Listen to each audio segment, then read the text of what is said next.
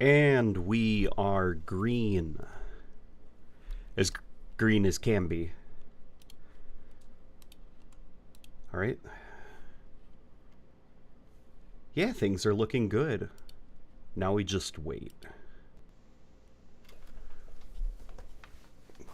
It's nice to finally have classic Firefight in Halo. It's been so many years. Well, I guess in the case of Halo Infinite, I can literally say that. It has been so many years. Hey, VXMP, you are the first chatter. Chatter? That's not a thing anybody says. I don't know why that came out of my mouth. I'm sorry. You're not a chatter, okay? DGC, Pictures Entertainment. We got, of course, Frozen Fire. Good to see you. Jason. Cardorf. Interesting name. Greetings! That elite from Halo 2. Yeah, I love that video. Ooh. Got some coffee with me. Ultra Spartan Productions. How are you guys doing? Here, we're going to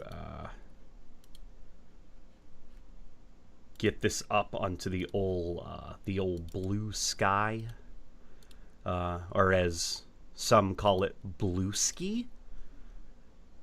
All right, I am playing classic Firefight and chatting about Halo. Come join. All right, and then to game the algorithm, I'm not sure if this works. I am going to not post the link. What I am going to do, though, is I am going to post just an image, and then in the replies, I'm going to have a link.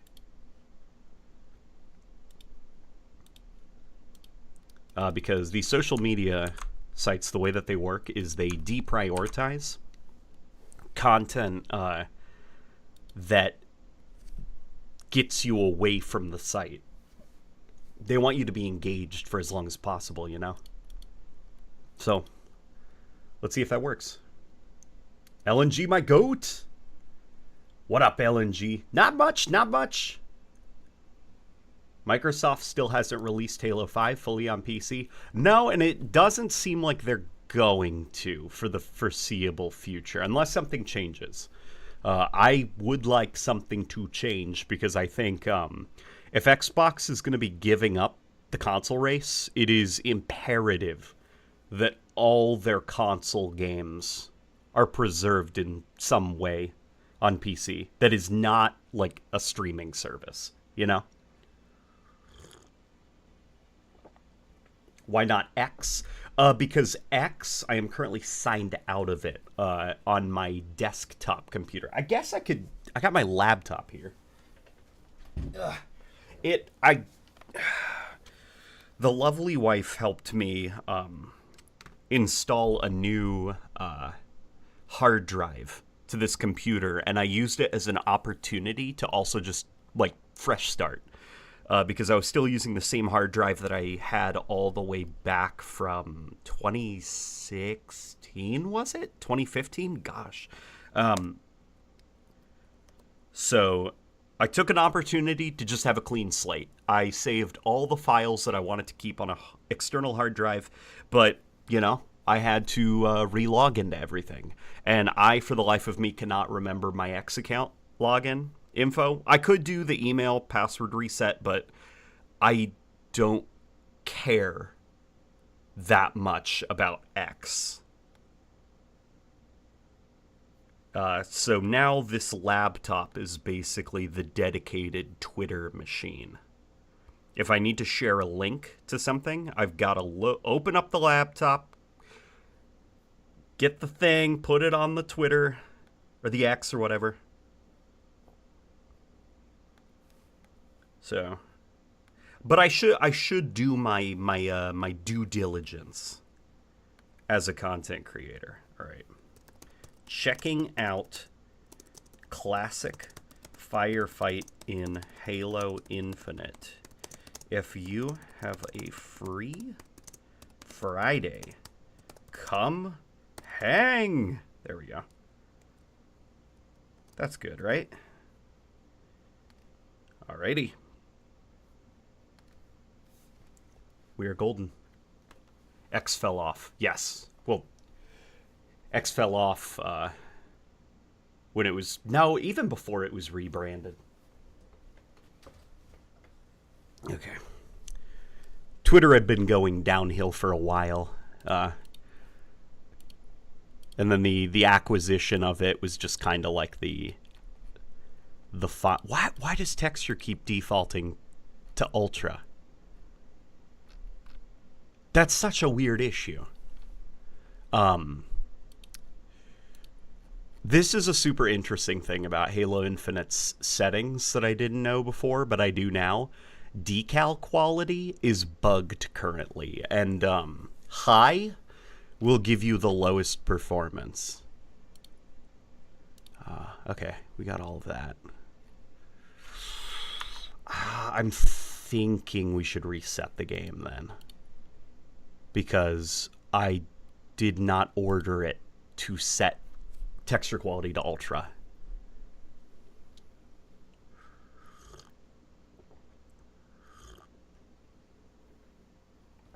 Haven't had a single crypto ad on Blue Sky yet, so we stay winning. Yeah, Blue Sky is refreshingly...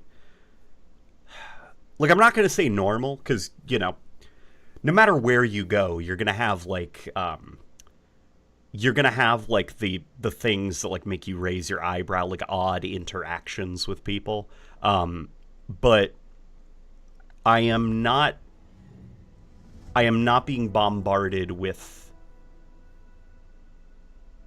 annoying people in my inbox trying to get me to prop up some crypto scam, which is very nice.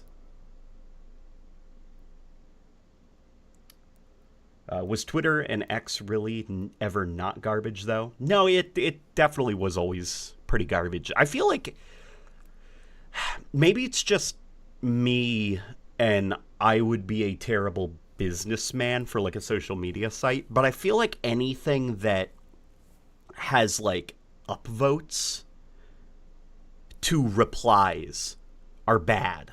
Like, it's bad and promotes bad kind of conversations. Like, I wish it could just be discussion boards, you know, because I feel like if you agree with something, you would then you can't just... It prevents that, like, mob mentality, I guess, to an extent.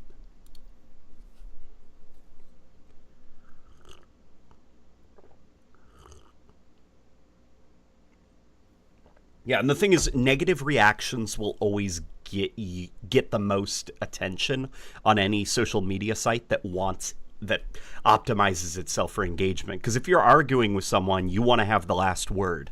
So you're going to keep arguing till the end of time, which is things for people to scroll, things for people to like, things to follow, comment about. It's just like content that generates itself, and none of it's good. I'm not even sure how you would fix social media discussion board type things. If I was an egomaniacal tyrant who had control of the globe, I would probably just make it like you had to use your name and your profile picture, which it comes with a whole host of issues. But what I'm thinking about primarily is, well, at least now people will know exactly who you are if you make an ass out of yourself online. So it somewhat would encourage more, like, normal behavior as if you were in person, but... No, I know that there's a whole host of issues that come with that. There's genuinely no way to solve it. Hey, Late Night, you know why every time I boot up Infinite, it always wants me to redo my settings and such? I couldn't tell you. It's gotta be something related to cloud saving. For some reason, it can't download your files. Or, like, your preferences, and it wants you to, like, redo them. I couldn't tell you.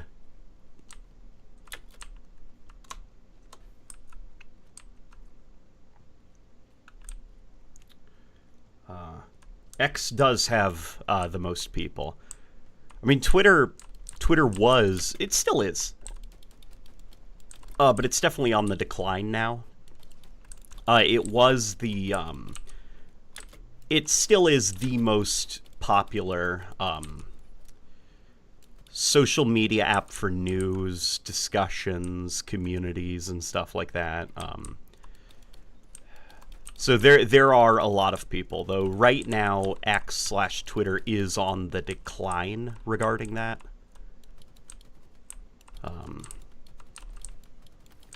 And as nice as Blue Sky is as like a Twitter alternative, I don't think Blue Sky is going to be the next big thing, unless some things change about it regarding like just a bunch of like features that are missing from it that make it usable that Twitter had, you know, due to its age and people just wanting that. And then also some of it is just you got to convince people to come over to Blue Sky, and if they don't want to come over, that's, you know, that's completely their that's their choice. You can't force them. So there will be a content. You won't be able to see all of your favorites on Blue Sky because not everybody is there.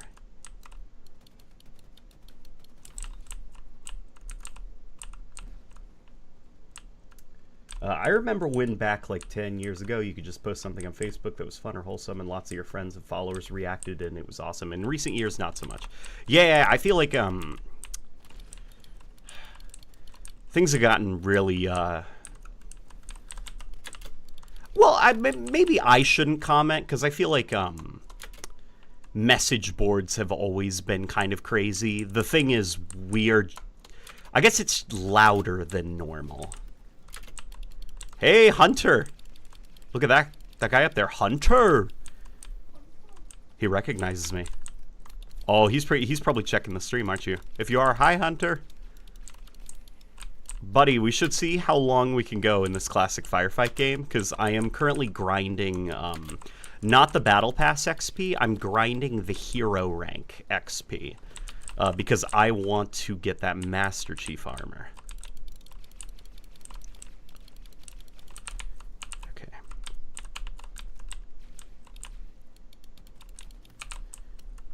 Where'd he go? Oh no, none of them have shields, okay. I thought I saw a brute with a shield over here. Okay. Dude, classic firefight is so much fun in this game.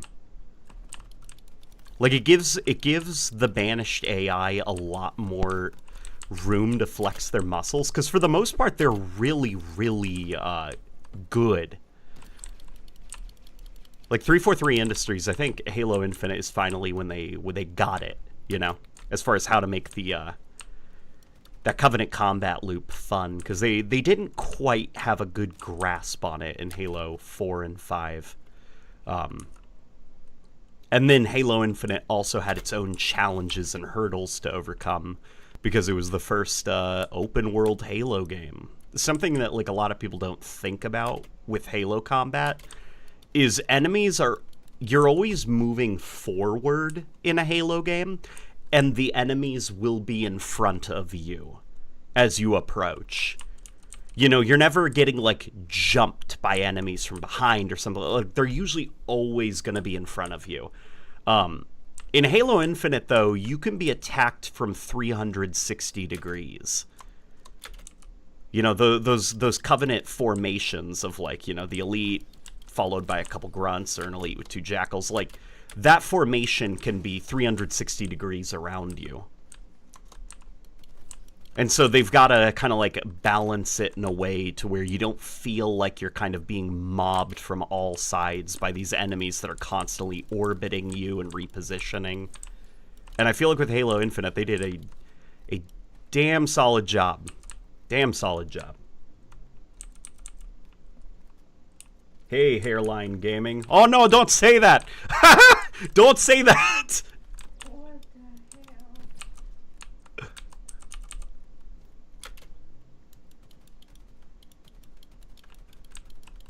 Oh boy. So this is actually on the topic of hairlines. My father. So okay, in my family there are two ends of the spectrum, I guess, on my dad's side regarding hair, that kind of had me in a constant state of anxiety during my young life. My grandfather was extremely hairy. He had a ton of hair, and it just, like, didn't stop growing. My father, on the other hand, his hairline began thinning at a really young age. And I was sitting for the longest time thinking, oh God, because I had really, really thick hair when I was little. And as a teen, I had really, really long hair that I would, like, straighten. I rocked the scene kid look. But I was like, please, please, please. Like, I hope it's my grandpa's hair and not my father's hair. And I have a weird mixture of the two because my hair is definitely thinning, and there was a bald patch that I was able to fix, thankfully, before it got too out of control. But I know that my hairline is on borrowed time, and I am going to fight tooth and nail to make sure that I keep it for as long as I can. I'm not ready to let it go quite yet. Yeah. See, I still got a lot to work with. It's mostly the back of the head that I now watch with a well, I was going to say watchful eye, but I already used the word watch and I can't think of a different word. It's not coming to my mind right now. But there we go. That's the fun. I used to be pretty self-conscious about it because I didn't know. You know, it's the back of the frickin' head, man. How do you know it's thinning back there? You can't see the back of your head. And it was actually my wife that pointed it out to me, and it was extremely humiliating to think that I had been walking around with that. Sir Topham head? Huh? Sir Topham head? Yeah, Sir Topham head. So thankfully, minoxidil kicks ass. Been able to reverse it. Got a bit of hair back. But now, I know that I'm walking on eggshells right now. And I'm not ready for my hair to go into that sweet good night just yet.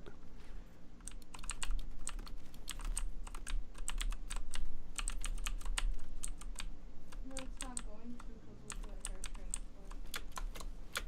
transplant. My father and I share a near hairline, so I know where I have a bald spot when I get older. Oh, so you can already do the preparations beforehand. Oh boy. Hey, Mr. Nowhere! Here's my donation for LNG's hairline. It's the LNG hairline fund.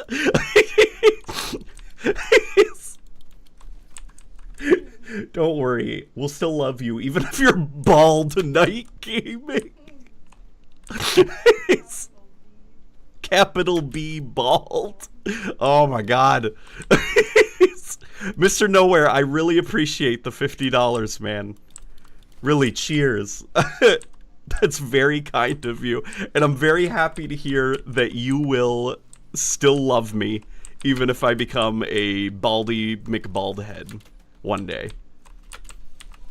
I guess the real question is, do I...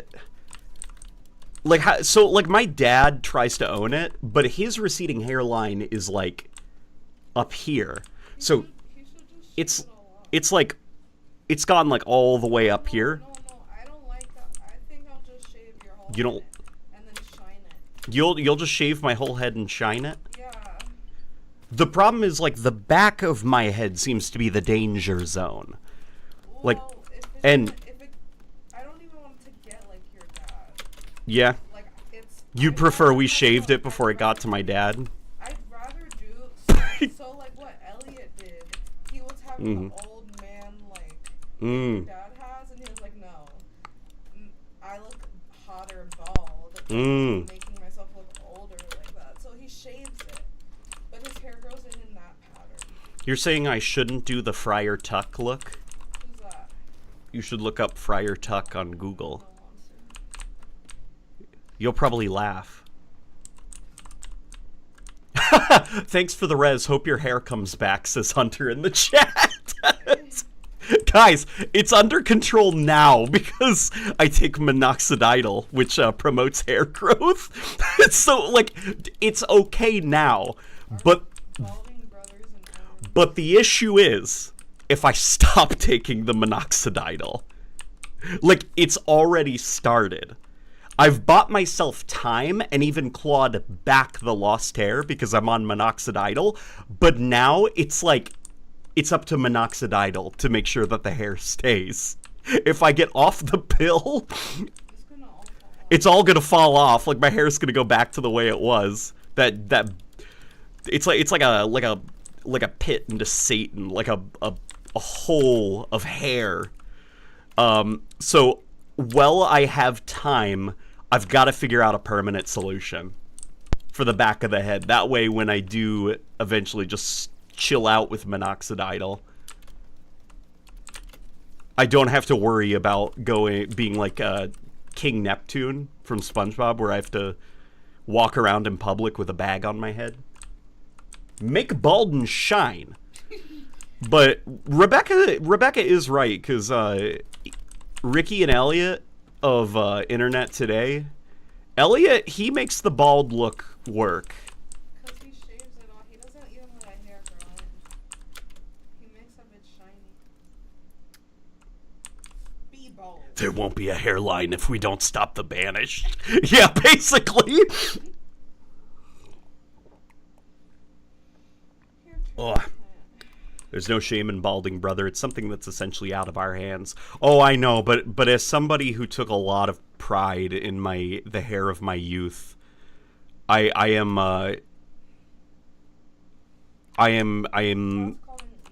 yes. Let it go. But my wife just says that's called an ego. Let it go and be bald. Balding brother in arms. Someone said I'm on minoxidil too and finasteride, which stops the hormone that causes hair loss. Yeah, it's pretty awesome that we can just like do that. Yeah, it's so common. I didn't know. Minoxidil for men. Yes, like every man's on it. Oh no man wants to lose their hair. No man wants to become a. But men don't say to me, bro, I'm on this pill. No, they don't, because we're trying to be tough for each other. There's already a amino bro in the chat. An amino bro? Amino bro. Who's amino bro? Minoxidil bro. Oh, there is? Yeah. Oh, okay.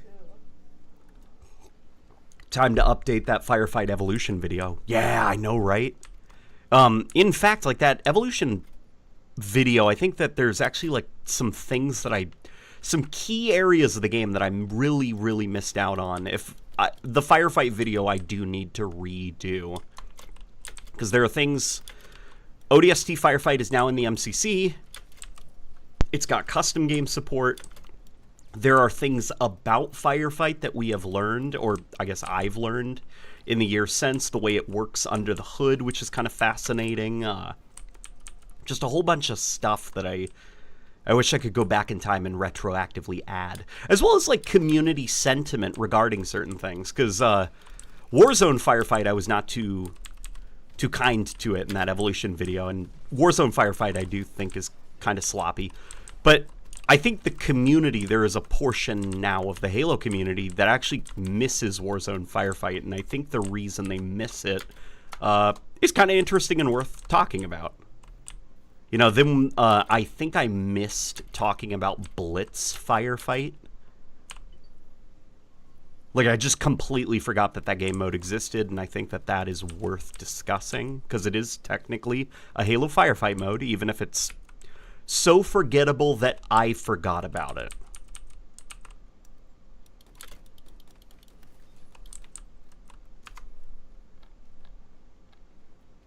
How's your hairline, Mr. Nowhere? That's a weird thing to ask. You don't have to answer that. Okay, that was weird. Oh, you said that? I thought you were reading that. No. Well, how's everyone's hairline? Yeah, guys, how's your hairline doing? Well, Also, the bald spot on the top of the head. Don't forget about that. What? Don't forget about the top of the head bald spot. The top, like top of the head. The one in the back, the cowlick bald spot, where it's the dying.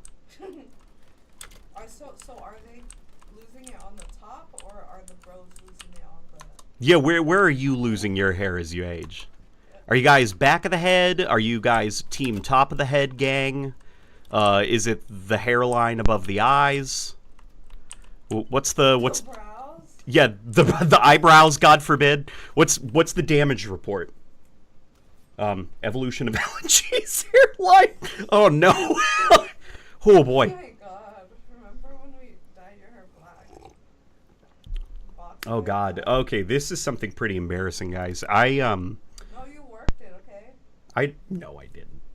You worked it, but the thing is, you dyed your hair and then you didn't come to school anymore. So what was the point? I dyed my hair black in middle school, in 8th grade. And That's it. and that's it. And I did not dye my eyebrows. Oh yeah, so you had blonde brows. So it was, so I just had blonde brows, black hair, long, straightened. Yeah, that's right. In 8th grade, I did. You had like stubble. I could start growing facial hair in 8th grade. So what's Mr. Nowhere said getting parasocial? Okay, done. No more then. No more. You don't know us. Mr. Nowhere, how's your hairline? That's a parasocial question. If I've ever heard one. It's fucking Friday. I hate the splatter meta in Warzone Firefight, how everyone would just hop in a Warthog or a Ghost and just splatter the whole wave away. Yeah, I think that the problem with Warzone Firefight was there were a couple issues with Warzone Firefight, and I think most of them was because it was connected to Warzone. It's just like, rather than classic Firefight, which is based off campaign logic and stuff, so you've got like the AI firing on all cylinders, you've got incredibly strong combat design and stuff.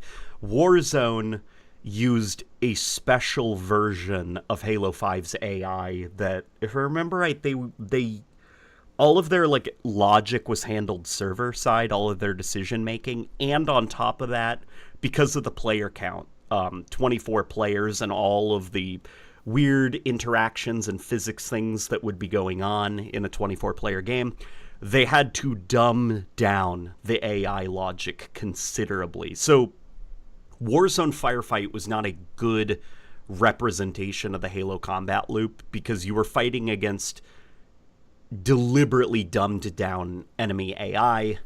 On top of that, you had like weird rules that kind of contradicted the combat loop in a lot of ways. Like, now, for some arbitrary reason, you're not allowed to hijack vehicles. And then in the next round, you can. Some enemies, for some reason, have like health bars and a ton of health.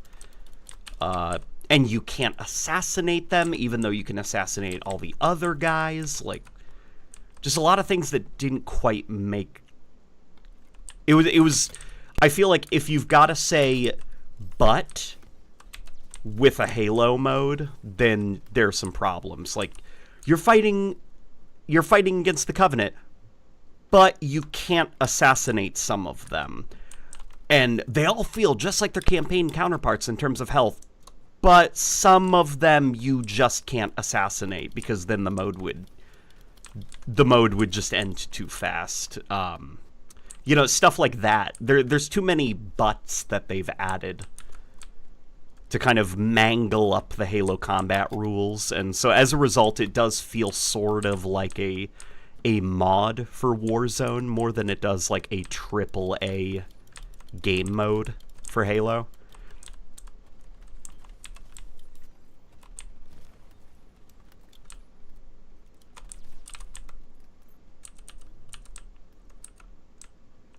I'm so glad I'm Native American. We're born with full heads of hair, and we die with full heads of hair. There's some hair transplant money. That is incredibly kind of you, Kyle. Thank you so much for the hair transplant money. I'll put the LNG hair fund. The hair, what was it? What did Mr. Nowhere call it? Okay, let me scroll up. The donation for LNG's hairline. Yeah, thank you. I appreciate that quite a lot. Full head at 26. That's my age. For the no one who asked. Hey, that's right around the mid-20s.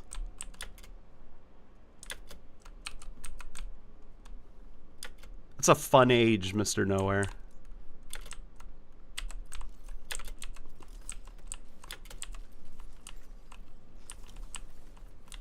I think I've only got one more year until my 20s are all dried up. I can't remember if I'm 28 or 29. 28. I'm 20. Okay, thank God. I've got one more year. Okay. I do want to give. Yeah? I wish I was like 35. You wish you were 35? Because then I had done lots. Because then you would have done lots. I could lay more. Then you could lay more? I love you. The wife is being very cozy right now. When I look off screen right there, it's because we have a couch. So she's like rolling around, being comfy with blankets and... Oh boy. I turned 27 in 2 days. Happy birthday! That's amazing news. Oh boy. No, but, oh God, talking about Warzone Firefight, I didn't mean to just shit on it the whole time. Because the thing that I do think people really liked about it, which is something that I want to add if I do a re-evolution of Firefight. At the time when Halo 5 launched, and then a year after launch when they added Warzone Firefight, like... The community was still pretty mad about the whole Spartan ops situation, and that 343 Industries just, you know, didn't include firefight modes in their Halo, after that was a celebrated aspect of the Bungie Halos. So when Warzone Firefight was added to the game, it was like, Firefight's coming back, guys. Oh, this isn't Firefight. Where's the custom games? Where are the sets, you know? Like, this isn't Firefight. But, you know, like most things, as time has gone on, opinions have softened. People have opened themselves up to new ideas. And now there are people, actually, that kind of enjoyed the objective attack format of Warzone Firefight. Like, the randomized objectives, whether it be... hold this location, defend this generator, kill this boss, all of that stuff. And there's people that...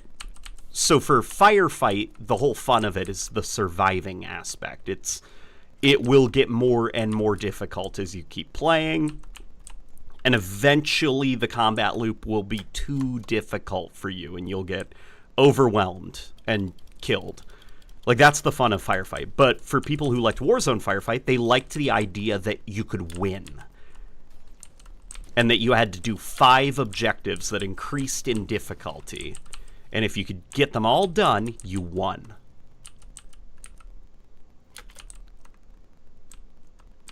Like, classic Firefight is for more defensive players. Warzone Firefight is for more aggressive players, I guess would be a good way to describe it.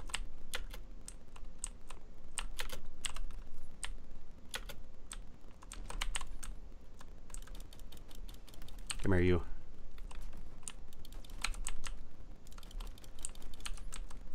Oh boy.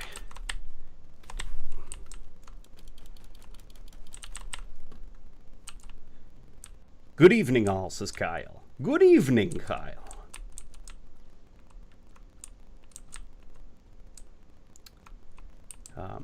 The bosses are super tanky, though, unless it's the Grunt Goblin mech. Then you have to just drain its cockpit health. Do you have to, with the Grunt Goblin in Warzone Firefight, can you one-shot him if the shield on his cockpit goes down? Or is there, like, an arbitrary, like, health scaler to him for some reason? Because that's actually good to know if you can just drain the shield and then pop him in the dome. Yeah, the bosses in Warzone Firefight, I think that's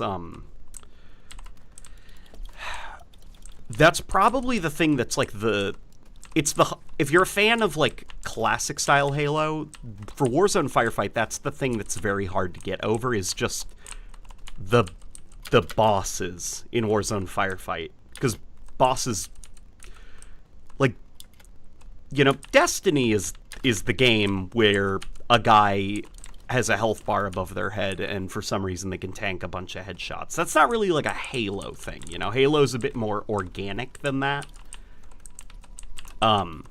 So that's the thing you've got to get over when you play Warzone Firefight, is it's a lot more like Destiny than it is Halo, because there will be people with a lot of health for no reason, and they've got health bars, and they got silly names, and...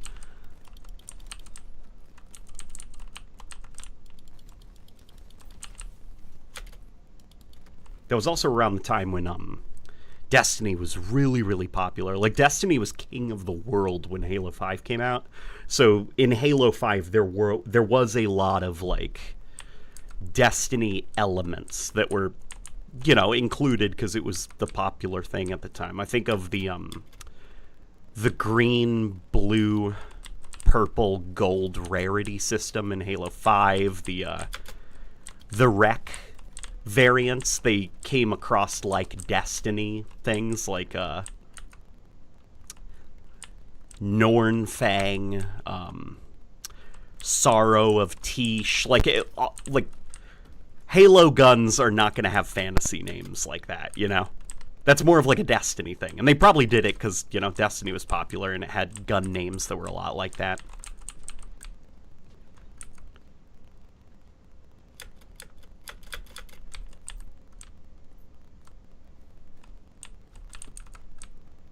Okay, LNG, I have a question. Do you think Warden Eternal is a better boss in campaign or in Warzone? Campaign. Campaign. Warden Eternal, I think the biggest issue with Warden Eternal, because the Warden Eternal, I do actually think has solid hit feedback.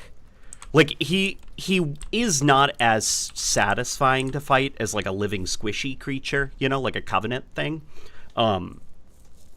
But he does have solid hit feedback. Like, you shoot different parts of him and he'll flinch. Some of his floaty bits will kind of become disconnected and then they'll reconnect to his body. Like, he reacts to getting hit. But in Warzone, there isn't any of that. He is just a gigantic bullet. He's a Destiny boss. Like, there's very little hit feedback to him. Specifically, a Destiny 1 boss. There's very little hit feedback to him. He just kind of, like, walks around shooting you and tanking shot after shot to the face. In the campaign, I think the Warden Eternal, the biggest thing that could be done to improve him, to make him feel a little bit better to fight, it's actually a similar problem to the Hunters, which is, I don't think bosses, like boss encounters, is how you should think about an enemy type in Halo. Because what makes Halo combat a lot of fun, at least in the older games, is that every single enemy has a very exploitable weakness. And if you exploit that weakness, like, they're done, you know? Like, they're out of the count in a couple of seconds. I think of everything from, like, Grunt, shoot the head. Jackal, shoot the arm, then the head. Elite, drain the shield, shoot the head, like, and so on and so on. And then if we extend to vehicles, Wraith, shoot it in the back at the weak point, and that thing's toast. Or board it and plant it. Any vehicle, board it and plant a grenade, and it's done immediately. Like, there are no arbitrary moments where you just have to sink damage into the thing. like a lot of damage. Everything can be done really swiftly if you know what you're doing, including hunters.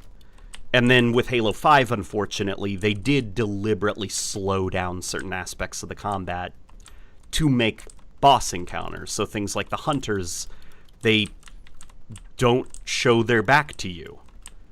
And it's very, very hard to take them down in a quick and easy way because they're supposed to be these long, drawn-out boss encounters. And same with the Warden Eternal. He's a long, drawn-out boss encounter. And I think a better way to handle a character like the Warden or is a lot like an old Bungie-style hunter, where they're not bosses, it's just a heavy enemy type with an exploitable weakness that can be brought down really fast.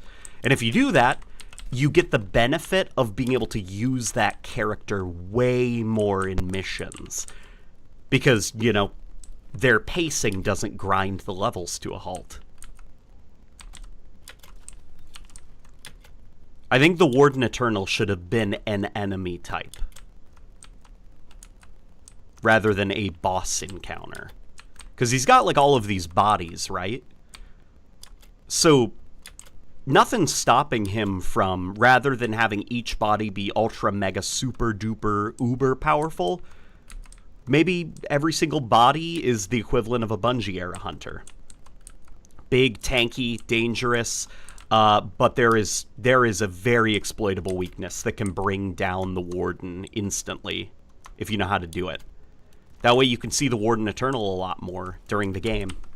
And he's fun to fight because he's not slowing down the game whenever he shows up.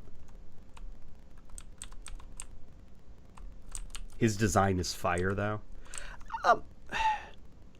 It's cool looking, but he doesn't look like a Forerunner thing. That's kind of like, I think, the biggest thing, for me at least. It's very hard to get over the fact that I can't mentally connect him to the Forerunners, because he just does not look like a Forerunner machine.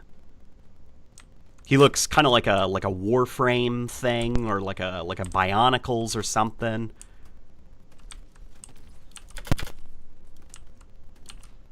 That's the biggest thing that prevents me from really, really liking the Warden Eternal's design, is I keep remembering that it's supposed to be, his bodies are supposed to be a Forerunner origin, and they just, nothing about them looks Forerunner. Like the type of metal, the angles, the skull face, the color, the texture, none of it reminds me of Forerunner.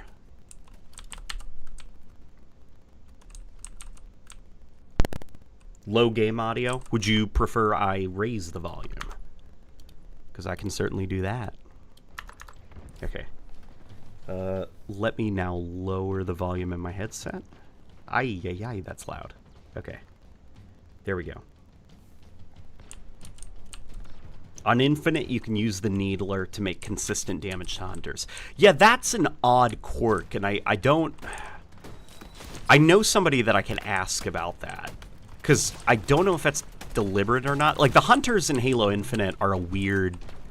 So, what he's talking about, if you guys didn't know, is despite the fact that the hunters are armored up, in Halo Infinite, all you have to do is take a Needler, and it'll kill the hunters. It'll stick into their armor and super combine, explode, do damage, like, even into their big shield, and it'll still do it. Like, it'll treat the armored bits of the hunter like flesh.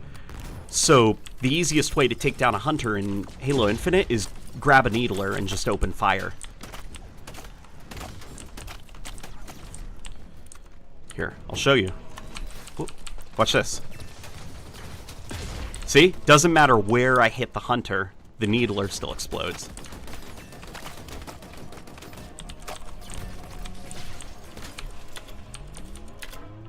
The hunters in Halo Infinite, the reason I think it's a bug, but I'm not sure, is because the hunters have a lot of issues because of their late inclusion into the production. Halo Infinite originally was not going to have hunters at all. The plan was that, in order to make the Banished feel different from the Covenant, the Banished's heavy creature was going to be a thing called the Crusher. Crushers had like control harnesses strapped to them, and if you destroyed the control harness, the Crusher would go crazy and start attacking nearby banished. It would like, I can't remember if it lobbed flaming things at you, like if it, I think it had the ability to generate like glowing energy things that it would throw at you. I can't remember if it was that or it would just pull a rock out of the ground and throw it at you. It had some kind of projectile attack. But they, during testing and pre-production, the reason that the Crusher was ultimately cut from the game was because they were very, very, very, very anal about wanting everything to feel fun to fight. Like, they didn't kind of want a Warden Eternal situation. They wanted to make sure every aspect of the combat loop felt thought out. And the Crusher just wasn't coming together. Like, it looked cool, sounded cool, and the spectacle of it was cool, but it just charged you like a bull. It was just a very boring enemy. It wasn't that interesting. Nothing unique or interesting happened during combat with it. And so ultimately, when production finally began on Halo Infinite, they made the choice that the Crusher would not be a part of the game. And what they did was they very, very kind of hastily and kind of, I'm not going to say sloppily because that's not fair to them, you know? Like, the Hunter didn't have the pre-production time of other characters in Halo Infinite, but the Hunters were basically ported over from Halo 5, and there wasn't a lot of time to actually polish them and make them feel fun to fight, so a lot of their Halo 5 coding, Halo 5 logic, like, it's still in there and you can feel it. They feel like they're boss-type enemies designed for a team of 4 to take on.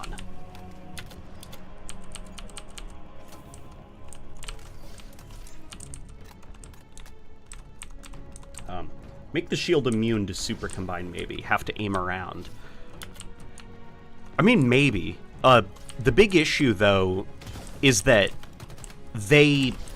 Like, the big thing about a Hunter is that what you do is it's kind of like a... It's dangerous from a distance because it's got that big gun. And as you get closer, it also becomes dangerous because of its melee attack. But its melee attack is slow and lumbering. Like, if it connects, it's gonna kill you. And less skilled players will probably get killed by it. But if you're if you've been playing Halo for a while, you know how to dodge it, sidestep, and then pump into its exposed back. And that's the Hunter's weakness, is that it is dangerous from all ranges, but get close, and you can practically insta-kill it and bring it down. And the Halo Infinite Hunter, because it was tuned around the Halo 5, squad system, it is always guarding its back. It is never letting its back be exposed. At least in campaign. In Firefight, that Hunter's back is exposed a lot more because it's, facing your teammates and stuff. But in campaign, in solo play, it is really not fun to fight against. It's always turtling up. It's always, making sure it's facing you directly. And then one thing that they were able to get into the game, despite the quick production, quick inclusion of it, one thing they were able to get into the game is a slower melee attack for it, because initially it did use that Halo 5 melee attack where it's like lightning fast. They slowed that down a little bit, but the values weren't tuned quite right. They were kind of rushed a little bit, and so unfortunately in Halo Infinite, even though it's got this slow, lumbering melee attack, you will sometimes die before the animation is even done, because the under-the-hood logic of it is still like a fast melee attack. So it's just, the Halo Infinite Hunters are kind of a mess. Don't even know what started that conversation.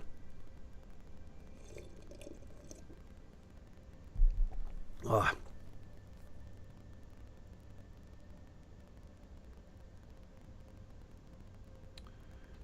Forerunner stuff still looks mechanical in a way. Yeah, Forerunner stuff does still look mechanical. They have clear joints. Yeah, like, it's... Like, I think of, for Forerunner machines, looking at every instance of one in Halo, as well as the automated systems. Hi, Titi. What's going on, buddy? Why are you being trembly? Hey, baby. Is he okay? He's trembling. What's going on, Titi? Did you see a scary fly? This is my dog. He's scared of flies. It's okay, Titi. I got you. Hi. You want to say hi to everyone? Hi, baby. Give him to me. Oh, he wants to be hiding, though, with me. Can you come get him? I don't know if he'll come to you. Titi, go to Mama. Go to Mama. Go to Mama, Titi. Go to Mama. It's okay, baby. He's so silly. LNG's hair loss makes LNG's brain bigger. Oh, that's so nice. That's such a nice way to look at it. It's not that I'm losing my hair, it's that my head's getting bigger. To make room for a large brain.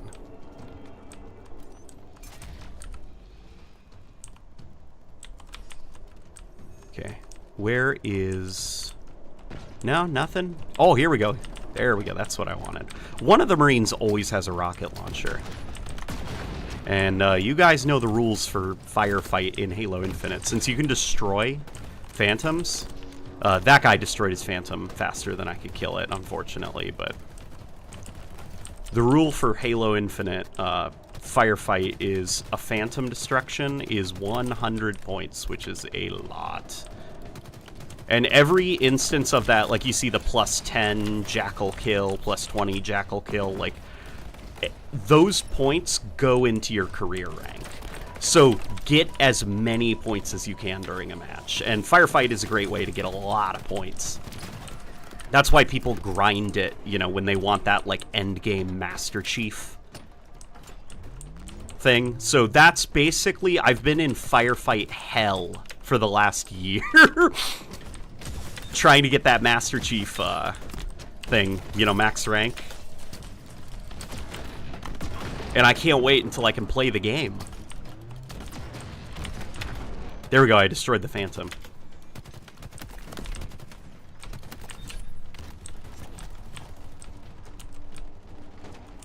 LNG's gotten very good at answering the only 5 questions that Halo players ask. Yeah, hey, people usually, you know the Q&A, the Halo Q&A that I used to do? Part of the reason that I stopped doing that is because people were asking the same question over and over again. And it's, like, not their fault. Like, they don't know that somebody else has already asked that, but... Yeah, it's... If you were to make the perfect Halo game, what would it be?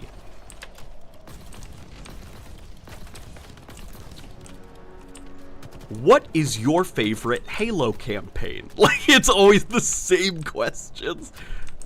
Bless them. Bless them, man. Do you play Monster Hunter at all? I do not. Monster Hunter seems like one of those games that requires an extreme, it's like a forever game. Like Monster Hunter Worlds, right? No, is that the new one? Gosh, what was the Monster Hunter game that people played for like 1,000 years? Oh man. Gosh, I need something to take down that shield. There we go. Plasma. Okay.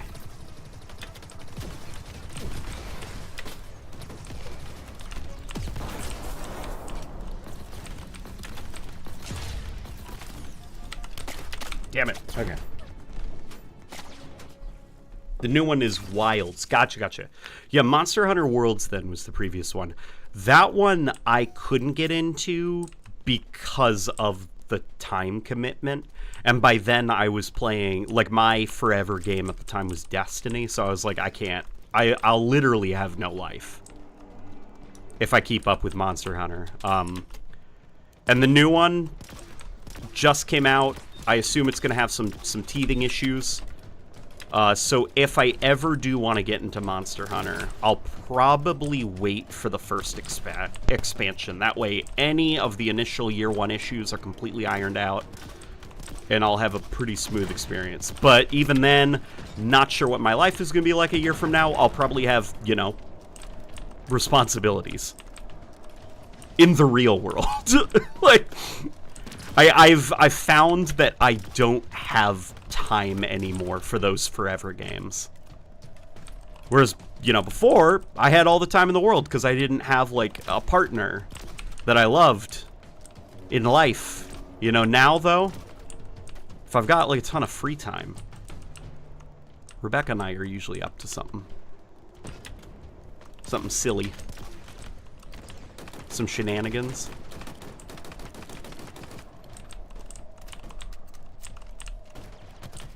What I'm saying is these are the years for me to grind. So I've got to be very picky about the games that I get into. So as a result, I've actually been really appreciating games that are kind of like, you don't have to really keep up with them. They're finite experiences. I've also been playing like older games as well. LNG, are you pregnant? Not yet.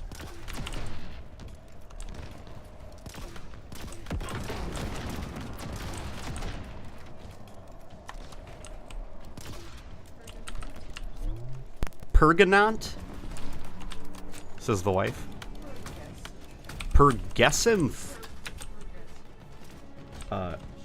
What do you think of Space Marines 2, and also have you played it yet?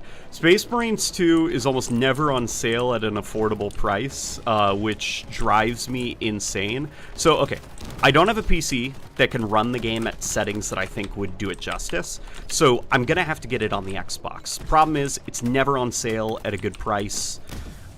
So I have to basically be that meme of Squidward looking out the window at all my friends that are playing Space Marines 2 and really enjoying it. Space Marines 2 looks great. Like, really, really good. And I wish that I had Space Marines 2 on the Xbox.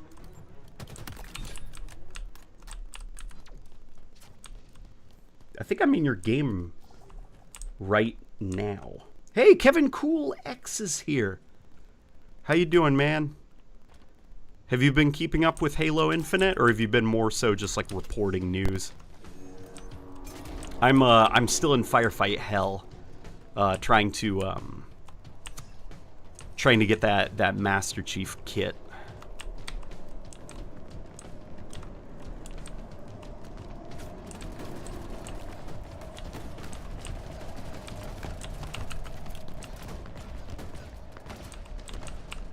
I got it for $110. Yeah, see, like $110, like, it's a little bit much right now to spend on Space Marines 2.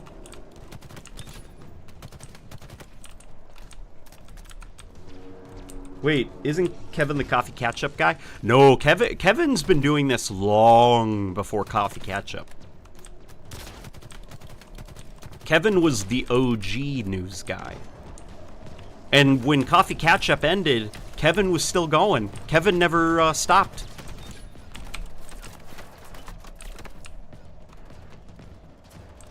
Yep, been keeping up with Halo, always will. Are you still playing it, or have you kind of dropped off of Halo Infinite? You're just looking forward to something new.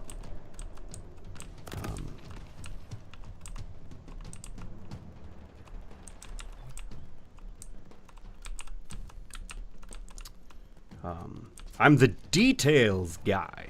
Yeah. Yeah, Kevin's been all over the place. Like, in regards to just like, for the longest time you could go into GameStop and you'd see him on the TV because he was doing the news stuff for GameStop. But so it's like Kevin's been through all these life journeys, and despite all of that, one thing has remained consistent, which is he's always doing Halo news. So Kevin's a great news channel to keep up with.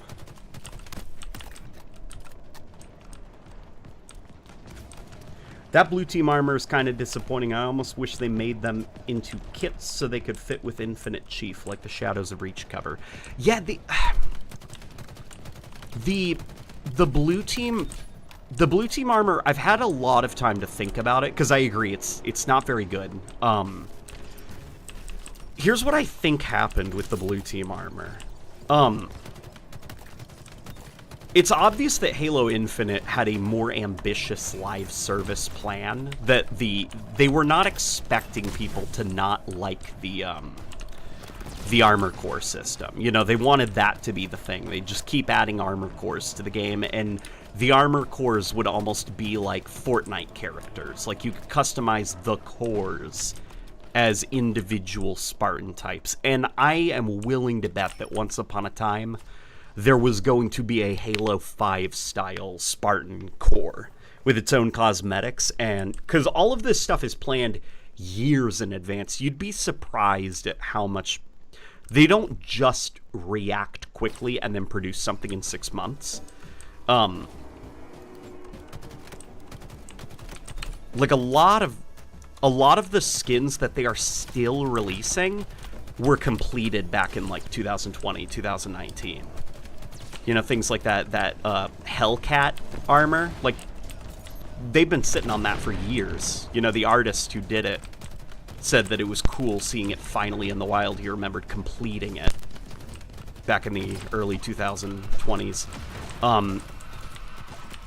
So what I think happened probably was that there was originally going to be a Halo 5 armor core of some kind. Obviously, Blue Team is going to be a no-brainer. People don't like the cores. They have to... And on top of that, the game doesn't, you know, take off the way that they were hoping. So this is like a weird, compromised, stripped down way of getting the work that was completed into the game, which is just attaching some blue team parts to a Halo Infinite Spartan core. And I don't think it looks good. Like, you'll never catch me saying that the Halo 5 Spartans are good looking. I don't like that aesthetic for Spartans. But fans of Blue Team, they deserve better. Like, look at this. This is pretty much a spot-on ODST Magnum, you know, on the Sidekick. Halo 5 fans, if they're going to get fan service, they deserve something that's that quality.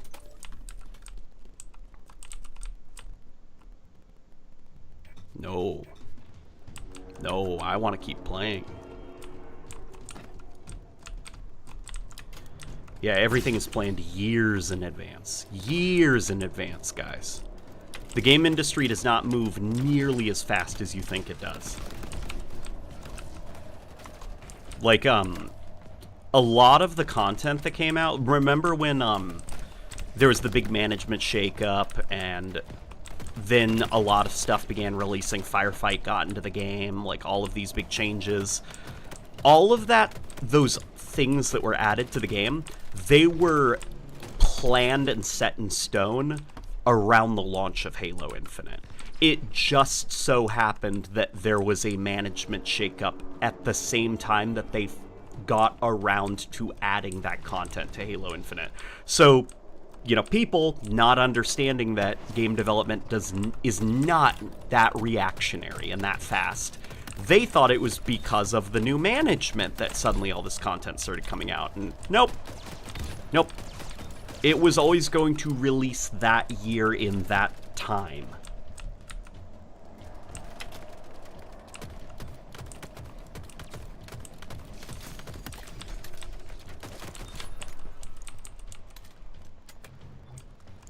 Like, you know how Halo Infinite, for the first year of its life, there was like, it was like, you know, like a cowboy town, like the abandoned town and the little like tumbleweed blowing by. There was just no content added to Halo Infinite for its first year. That's because behind the scenes they were like mapping out the first couple of years of Halo Infinite's live service. They had all this content made for a live service that didn't end up getting made, and then all of the work went into actually like getting the game out the door. The game comes out, there isn't a solid plan for how they want to handle the first couple years of live service. So they begin developing the plan. Like, how do we start rolling out all this content? What things do we need to get into production? Who do we need? You know. And it took a long time for, you know, kind of like the treadmill of content to kind of get spun up. But we saw after about a year and a half, that's when suddenly things began releasing at a consistent cadence. And that's because that's how long it took to actually get everything set in stone and into motion. That's about as long as it takes for them to course correct. It takes about a year and a half, 2 years in the game industry.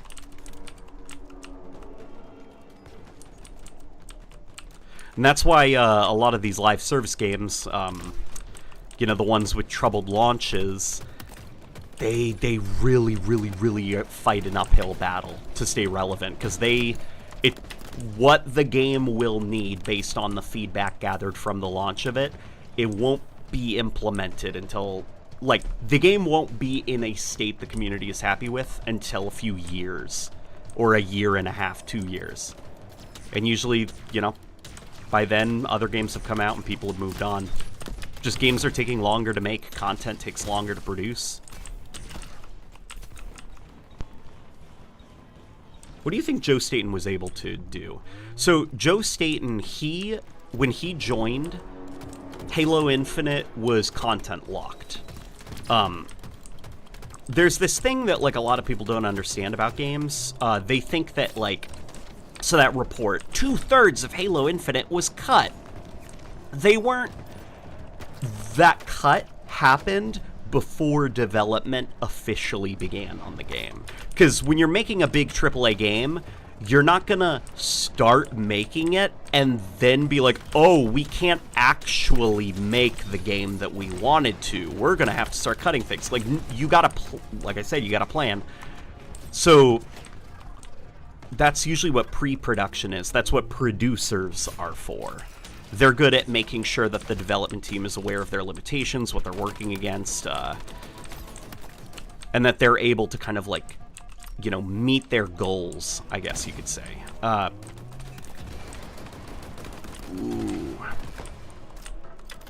And Joe Staten, when he joined, Halo Infinite was already cooking. Like, nothing was going to change, you know? The game was as is. All he could do was assist the team in achieving things that they needed more time to get done.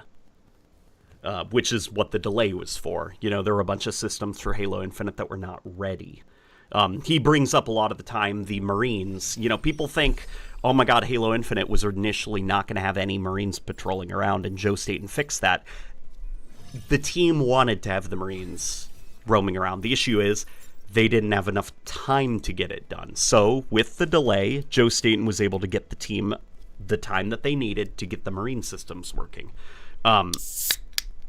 Now, Halo Infinite was so all hands on deck to get the game out because, you know, it was up to the wire. The game had already been delayed for a year. And that doesn't avoid crunch when you delay a game. It's not like, they have so much breathing room. It's like, now they have to really crunch because they have 1 year to get the game into a shippable state.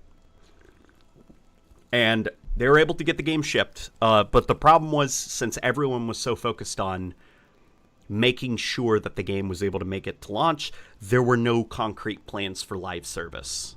Chris Lee, the former game director, he had a bunch of plans, but, you know, Rebs Gaming talked about some of them, but with Chris Lee gone, the game's troubled development stuff, all of that was out the window. And what Joe Staten helped was... what he did was he helped the Halo Infinite teams create a content roadmap. And that, you know, about a year and a half after the game came out, we began seeing the fruits of that labor. But unfortunately, by then, the game was deemed a failure. Everyone was fired, told to fuck off. Leadership was changed.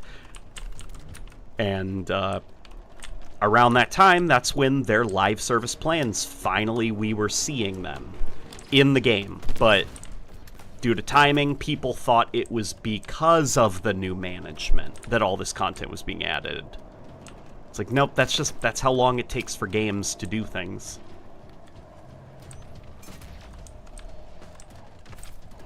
Joe Staten gave us the best Grunt voice lines. Yeah, Joe Staten is still like... He's still like the best Grunt. There's this... I don't know who it is. I think it's a comedian in Halo 3 who did an extra Grunt voice, and that guy's pretty good. There's also a guy in Halo Infinite that was also in Halo 5 who was pretty good at the Grunt voice, but yeah, Joe Staten is like the quintessential Grunt.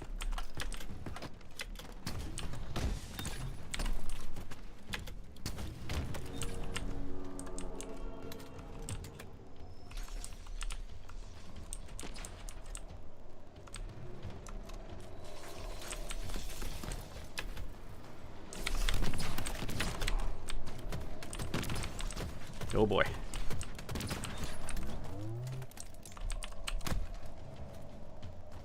Let's get these rocket launchers, because I want to start blowing up some phantoms.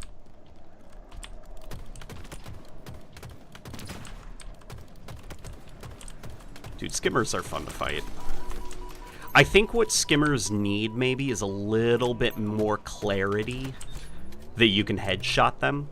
Because their head hitbox is so small that sometimes you swear that you hit their head, and it just... You get the little hit marker, so you aren't quite sure if their head is a weak point or not. That's probably the only point of criticism I'd give, is just a little bit more clear. You know, it could all be fixed really with that, it's a thing Bungie did that I can't tell if 343 forgot. They probably didn't, you know, game developers aren't, like, dumb.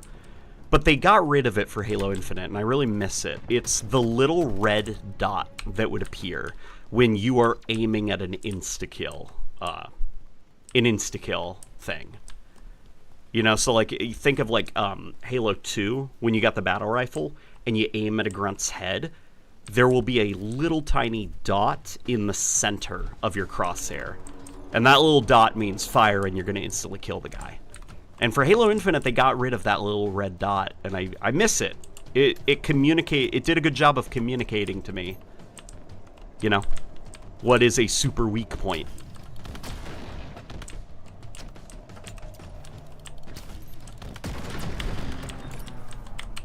There we go. We're in business. And then there are there are ammo stations around the place, so I can always quickly restock if I need more rockets. This is usually the way to hold down this map, at least on Firefight. And you get a bunch of points as a bonus. Yeah, alternate between rockets and grenades. Oh boy. Come on. Damn it! Okay. I let that guy get away. I can't believe it. This one we will not let get away.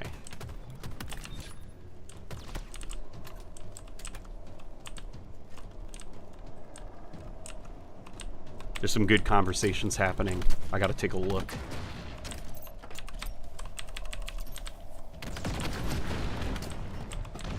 There we go.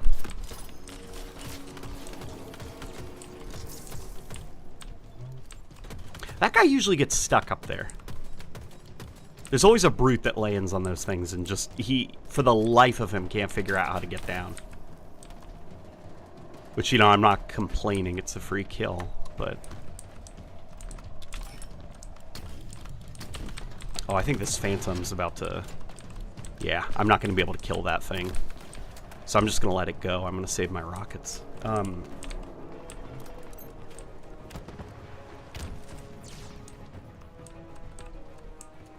I like to believe that Halo 2 and Infinite share similar development hell productions within the game industry, except one's more rougher.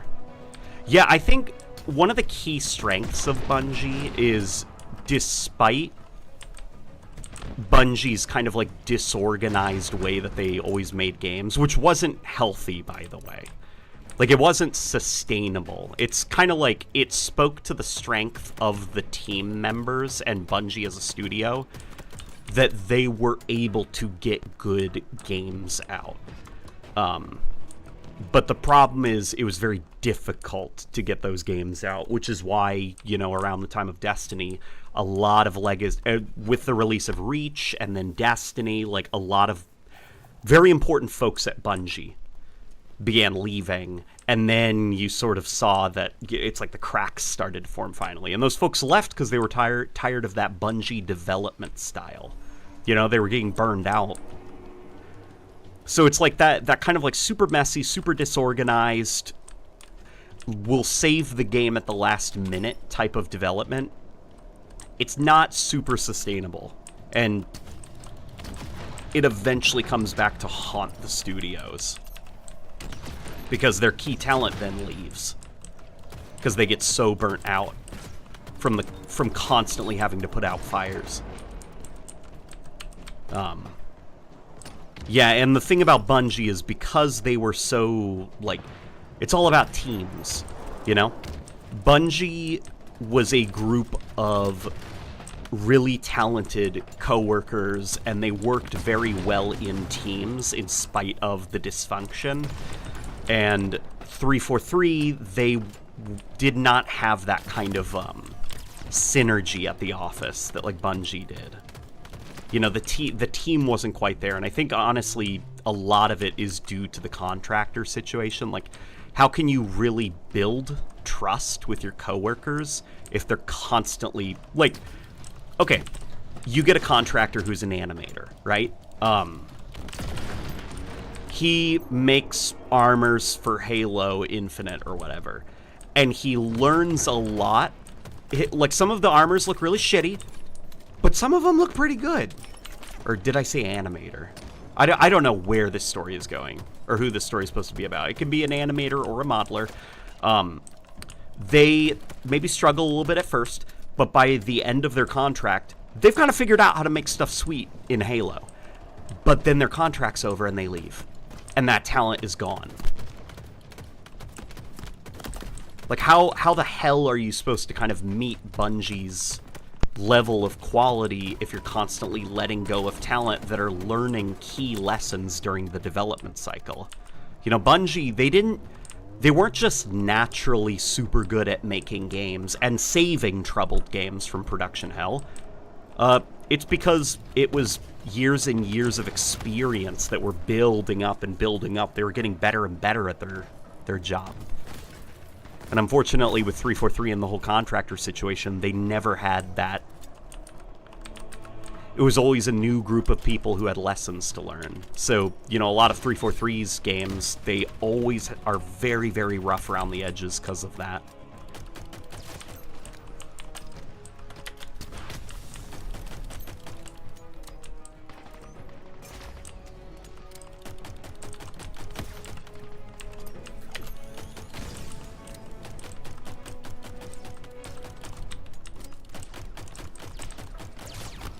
You see this thing get, like, no headshots. I think I reloaded it, like, twice. Let me see if I can find, like, a rifle or something.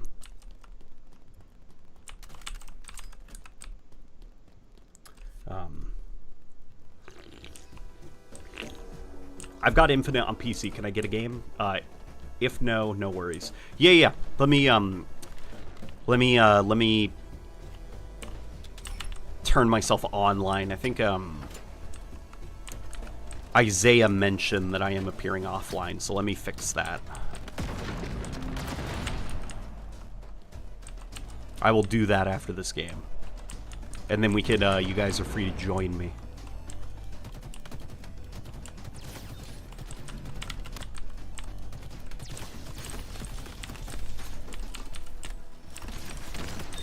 Oh my god. Okay.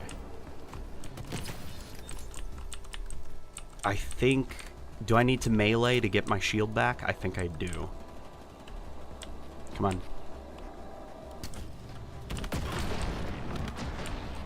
Yeah, during the bonus round, the Phantoms have like half health. It's awesome. You can blow them up in 2 rockets. Okay. Just one is good. Thanks, Poppy. Alrighty. Yeah, Mr. Nowhere, don't worry.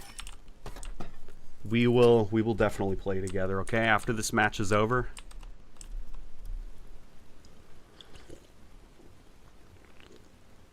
Okay, but have you considered that if we hire contractors instead of employees, we don't have to give them benefits? Yeah. That's the reason that Microsoft insists on this contractor thing. It's because they're cheap. They want the work without rewarding the work. If you were to become a full-time employee, you know, you'd get all the benefits that working under Microsoft would have. So the loophole is just hire contractors who are kicked out right before they have worked long enough to where you really should be compensating them as if they were employees. It's an obnoxious loophole that the United States and kind of like the rest of the Western world uses. That I think people are starting to speak out now a lot more. Not to say that like contractors are a thing that should go away. It's more that like companies have gotten really good, excuse me, at abusing the contractor system. Okay, the Xbox app. What do I click on? Appear online. There we go. Okay, I should be online now.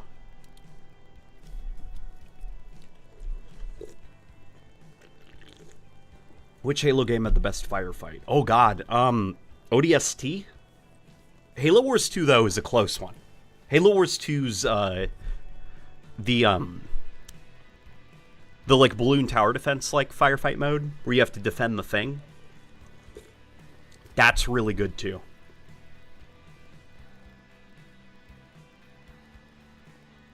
Yep, American healthcare is the reason why Halo Infinite struggles. Seriously, I'm not even joking. Yeah, because that's one of the benefits that you'd get if you were brought on as a full-time employee. You get healthcare benefits, and Xbox does not. Well, not just Xbox. Most game companies, they do not want to give you those benefits because it costs a little bit of cheese, you know. All right, we're in. Holy crap, Mr. Nowhere. Holy shit, your Spartan looks really cool, dude. Holy shit. Dude. That's good.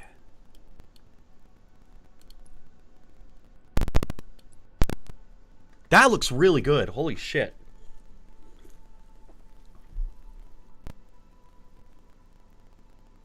Wow, the George colors look good.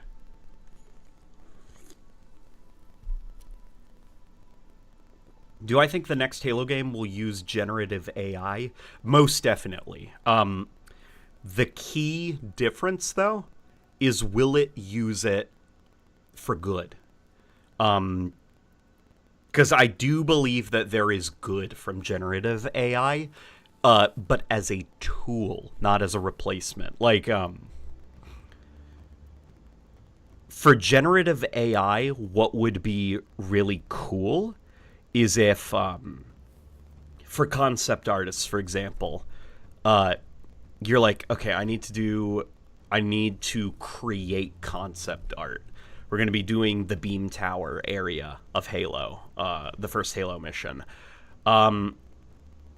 Rather than starting from scratch and having to do everything yourself, you get generative AI, say, give me a beam tower area. It's going to be wrong. All of it's going to be wrong. None of the details are going to be correct.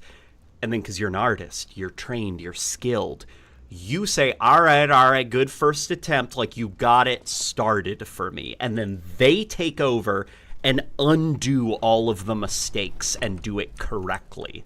Like it essentially, as a tool, would help artists actually work quicker. The problem is when you have like a Black Ops 6, where the generative AI is making the artwork for the game. And that's not good. Generative AI should be used as a tool to speed up the artistic process for genuine, talented artists who know what they're doing and know what makes things look good.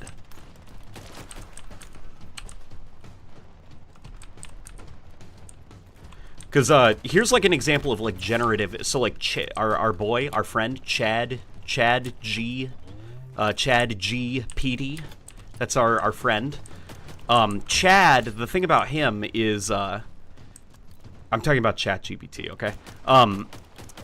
I would not trust ChatGPT to write a script for me. What ChatGPT is really good at, though, and it's actually I work faster with it as an assistant, because what can happen is when I'm making like an evolution video, I've got all of these thoughts in my head. Like, I've got so much goddamn trivia about the topic that I don't even know where to start with organizing a script. And so what I can do is I can pop it open and I can say, shut up, listen. Because it's not a person. It's not going to get bored, you know? It's not going to want to do something else. I'm not going to have to do a back and forth with it. Like, it's a tool for me. So I info dump on it everything that I know about the Magnum. And then what I have it do is list back to me the things that I talked about. And it does that. It creates the list for me and organizes my thoughts for me. And then I can take that list and I can get a script cranked out. Because I'm seeing my thoughts now organized, laid out before me. The problem is if I were to take that and just say, could you write a script for me? Here's Halopedia. Read that and then make me a script. That's basically what like Black Ops 6 did with its AI artwork and stuff.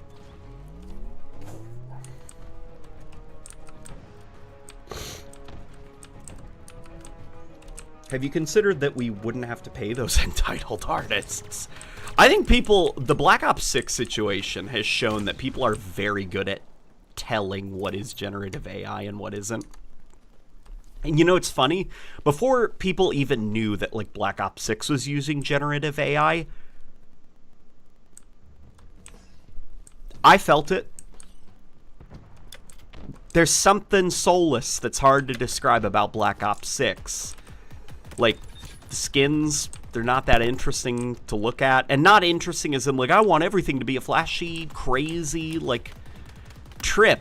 What I mean is, it felt generic and vapid and soulless as a game in a way that Call of Duty has never felt. And Call of Duty games, they can feel pretty generic. But Black Ops 6 was a unique kind of generic, and I didn't know what it was that I was feeling until we saw the Santa Claus with the 6 fingers on its hand. Then I was like, oh my god. This is like the first Call of Duty game to make extensive use of generative AI during its production. That's why so many aspects of the game feel so generic and soulless.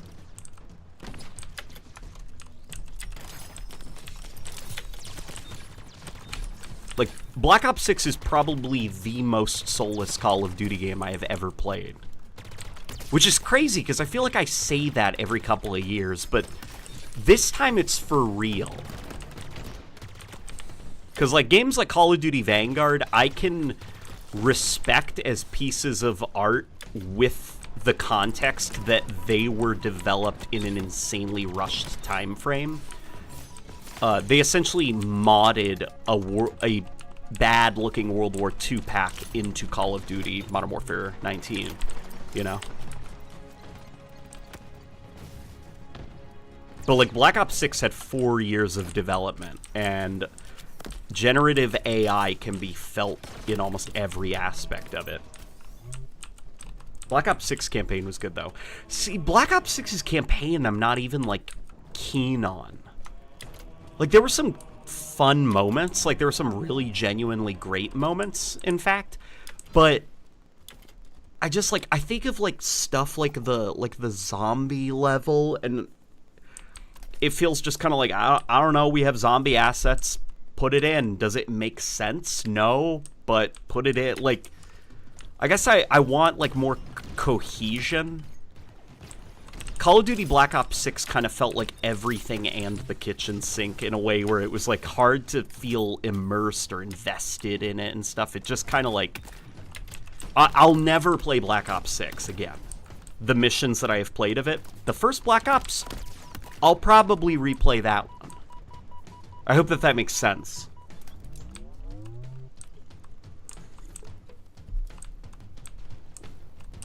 Was it just hype moments of aura, as the kids say? It felt just kind of like, well, like everything and the kitchen sink. It was just kind of like, this is the level where you talk to people, because the last couple Call of Duty games had that. This is the level where you fight zombies, because we have zombie assets in the game. Like, it was just a lot of random elements that don't really gel together well in a cohesive way. Like, it's definitely, like, you know, crazy and adrenaline-packed and stuff, but Black Ops 1, I bought it as a campaign, as a military campaign. You know, even though it was, like, silly and ridiculous, there wasn't a single aspect of that campaign that felt out of place. Where with Black Ops 6, every mission is out of place, because every mission feels like it's been ripped from a different Call of Duty game. So it feels almost like a best of Call of Duty, the multi-DVD set. Buy now for $70. You know, we got all the greats. We got a zombie level. We got a stealth level. We got a talking level. And they all have completely different tones, completely different atmospheres, color palettes, and vibes. Some people would probably think that that's variety, but I guess for me, it felt more like a lack of personality.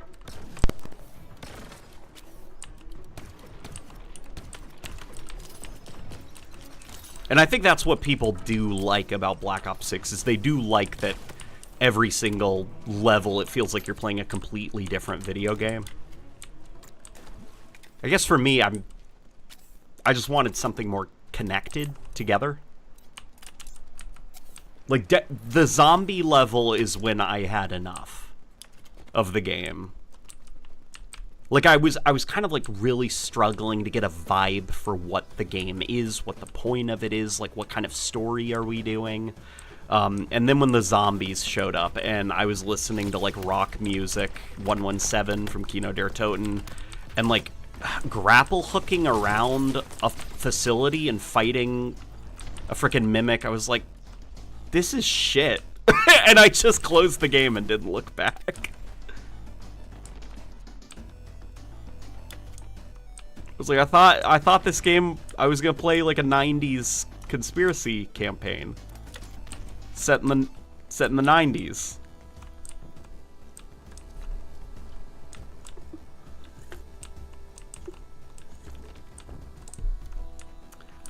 Black Ops 6's new map, Bullet, is a map when you ask AI to make a hallway map on a train.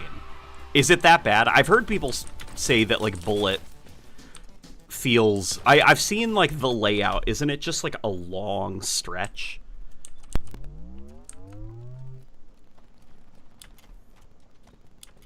I feel like you could make a train map really fun. Excuse me. You could make a map set on a moving train really fun. But I'm picturing Call of Duty Black Ops 6, and I don't like the mental picture that I have. Like, I feel like for a hyper-linear, really simplistic map layout, like if you were set on a moving train, the gameplay itself would have to be skill-based enough that, like, the engagements themselves are interesting enough, compelling enough that, like, you don't notice how simple the map design is. If anything, the simple map design helps because the gameplay is so complex. Like, I think Rainbow Six Siege, a linear map set on a moving train would probably slap in that game just because of how slow that game is. There would be a lot of tension, and the tension would probably even be... it would probably be raised by the fact that the map design is so simple. Because that means, like, you're really, really expecting. Like, you know where the other team is going to be, and it's all a matter of who makes the first move. Where Black Ops 6 just kind of, you know, run around like a chicken with your head cut off. Like, that sounds like a mess, man.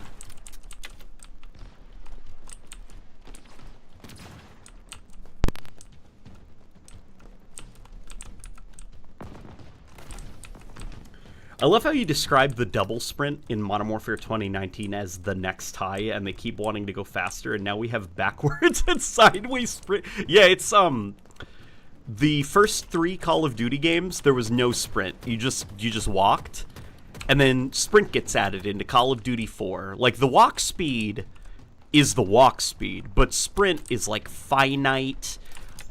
You get locked into it. You can hear your like of your guy like breathing heavy. It's like a way to dash to and from cover, you know? Like there's a high to it of like, you know, like lowering your weapon and freaking hoofing it, man. And the fact that it's finite means you've got to kind of like pay attention to your soldier's breathing to make sure he's not out of breath. Like, you want to make sure you have a full thing of stamina so that you can make that sprint to the building across the courtyard and count. But then with Black Ops 3, they were like, you can just sprint forever. You can just sprint forever. There's no cost to sprinting. And gradually, they have to start lowering the speed of sprint because, you know, when you can sprint forever, you're covering ground a lot faster, so you got to slow that bitch down a little bit. Well, now sprint feels like it has no purpose. Like, it kind of is just the default moving speed. And then Modern Warfare 2019 is like, we have a solution. What if we add an ability where you press a button and you go faster, but it's finite, so you have to make it count. And they put that on top of an infinite sprint, because infinite sprint now is so, like, infinite sprint is so toothless now. Like, so now I'm just like sitting here and Black Ops 6 is like, you can sprint 360 degrees around you. You can sprint in any direction you want now. I'm like, oh my god, what's next? Are you just gonna like fly? Look, if you want, you can sprint in a 30-degree angle upwards from the ground. There's no gravity. No gravity anymore.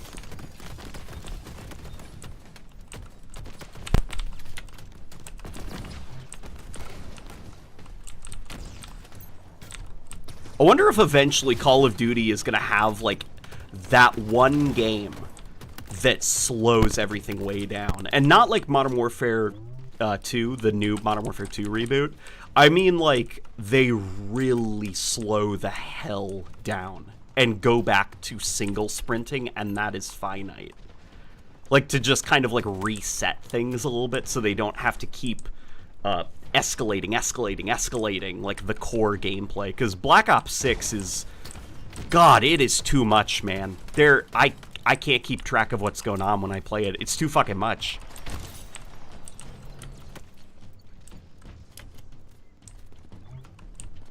We actually need 5 more sprint types. Oh my god, based on rumors, the next Call of Duty game will have wall kicking? Are you fucking kidding me? That's, like, oh my god. Say goodbye to level design. At that point, if you can, like, jump onto a wall and kick off of it, you know, kind of like do a wall jump, like, that's it. Level design is cooked, man.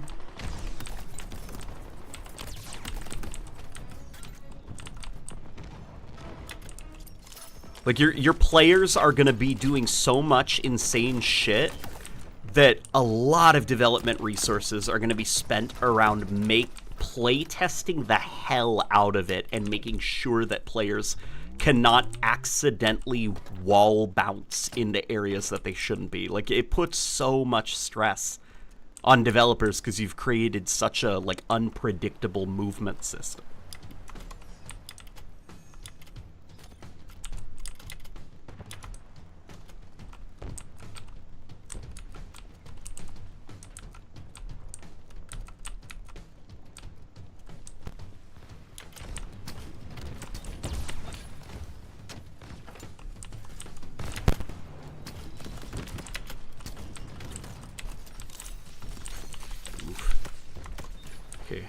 Let's see if we... Yep, we'll take this. Oh, this is that cool ODST battle rifle. Man, I wish I got this thing.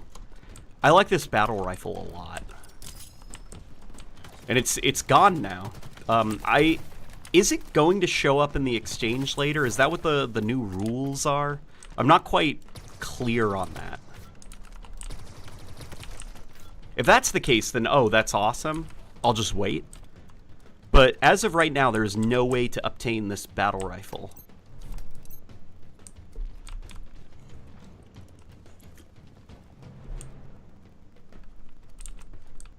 To me, it seems like they want to make another sci-fi COD, but Activision says no.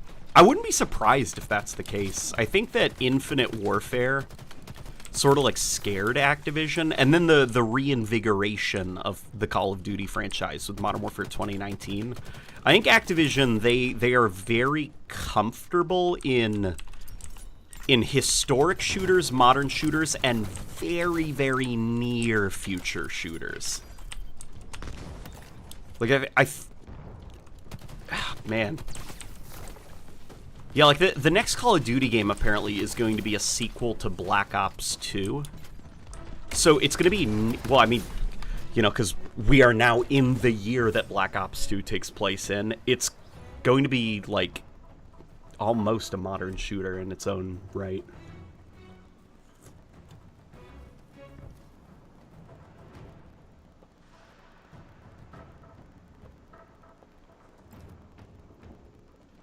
Modern Warfare 4 will have ludicrous sprint.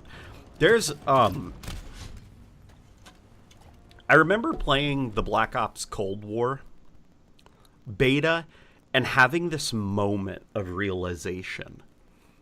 Because a lot of folk were still like, there was a lot of talk about getting tired of the boots on the ground stuff. They should bring back, enhanced mobility. And I had this moment when I played the Black Ops Cold War beta back in the day when there was a bus and I ran up to the bus. Like, think about a bus, like a school bus, okay? School buses are gigantic. They're huge. And I pressed the jump button and then pressed it again, and my dude clambered on top of the, like that. He just, no effort at all, clambered to the top of the bus. And that's when I realized, like, why are people complaining about jetpacks being gone? Call of Duty is still enhanced mobility. Like, the enhanced mobility never left. You just don't see the jetpacks now. GG's. Ah, yeah, that was a good game, Mr. Nowhere. I appreciate playing with you, man. You gotta hop on more.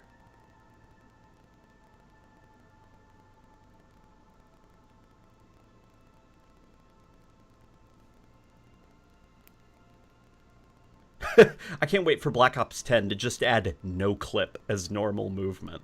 God, and then they're gonna add a sprint to no clip. Yeah, it's this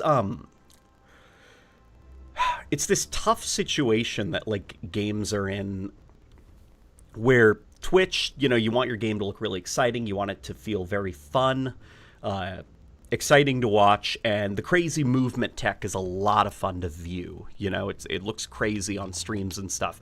So you've got basically over the last, like, God, so long now, man. The last decade and a half maybe, folks have been trained to view movement tech as a game's skill gap. Oh my God, we have the bandana skull.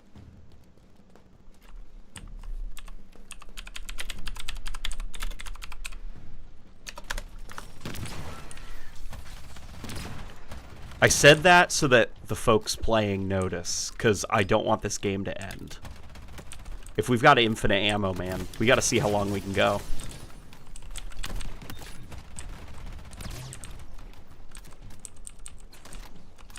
Exploded. High speed is not good for kids' brains. Well, there's also a bit of, like, you know, satisfaction to it. You want to be gratified instantly, right? Like, it's just the way that, like, our brains work. And it does feel satisfying. Like, dude, enhanced mobility shooters are crazy fun. Like, you'd have to be lying to yourself to think that it is not fun to be able to see, like, a ledge and just be like, no. And then you jetpack up it or clamber up it or something in a way that you would not have been able to in a previous game. But I do think that at a certain point with, like, enhanced mobility games and stuff, you do lose some of the fun of really good games, which is, like, pushing. It's the tension that comes from a carefully curated bit of a level, you know, or an encounter or something, where it's like, you know, you're trapped in this place, in this spot at the bottom of this pit, or there are guys shooting above you on a ledge above you, and you gotta duck, you gotta hide. And a lot of, like, enhanced mobility games just, they can't really have that, because the whole point of enhanced mobility is that you're bypassing restraints within the level. You know, the whole sell of an enhanced mobility game is, you know, that ledge that in the older game you wouldn't have been able to climb? Well, now you can climb it.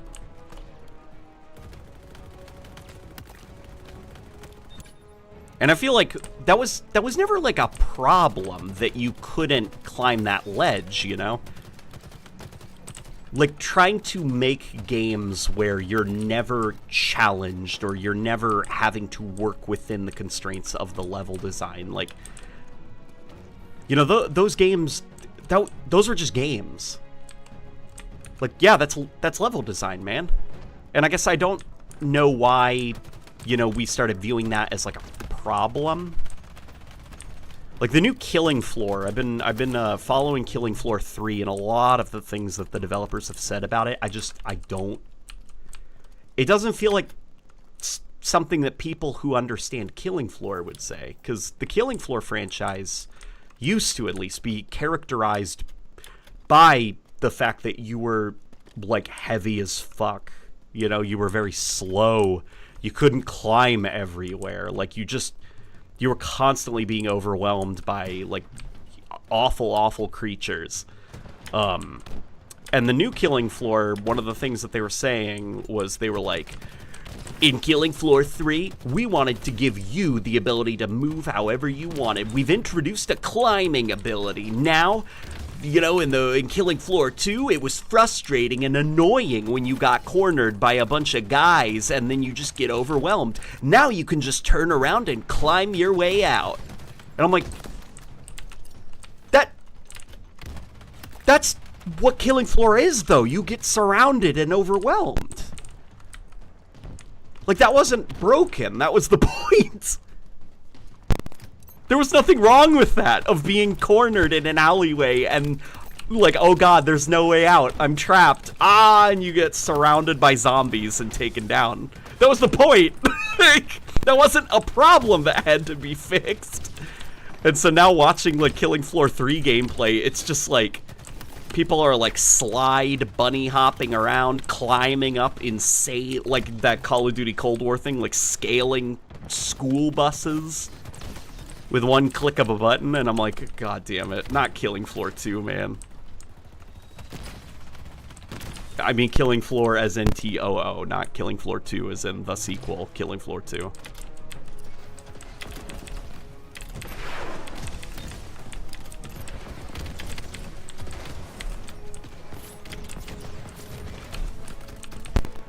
Is Killing Floor 3 better than 2? No. No, I haven't even played it, and I can tell you no. Killing Floor, what's really fun about, I guess I should say Killing Floor 1 and 2 now. More so, I'd say 1. Because Killing Floor 2, it's good fun. But there are some choices in the way that they balance the game that I think isn't necessarily the healthiest.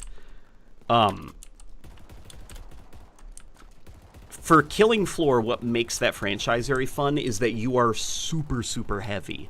Like, if you think Halo is slow, man, Killing Floor is slow. But you know, because of that, like, the environments are all, you know, they're scaled around that speed, so you don't really notice how slow you are, because, you know, you get to places quickly, because places are shortened. But because of places are shortened, hallways are tighter. There's more choke points, more places for you to get cornered. And all of the zombies in the Killing Floor series, they're slow. They move very slowly. And so there is just this, like, this fear of seeing, like, 15 dudes slowly surrounding you and backing you into a corner. And the thing also about Killing Floor, no crosshair. No crosshair, no hit marker. And sometimes if you blow off their head, they'll just keep walking. And so it's very tense. Very, very tense. Like, don't get cornered. Don't get cornered. Because you're basically toast if you get cornered. And with Killing Floor 3, they basically deleted that. So now it's like Doom. It's like Doom Eternal. They not just added a clamber ability, they added a side dash. So you're like zipping, zapping around, clambering over things. Glad you liked my guy. I enjoy the look of the Mark IV. Yeah, your Spartan kicked ass, dude.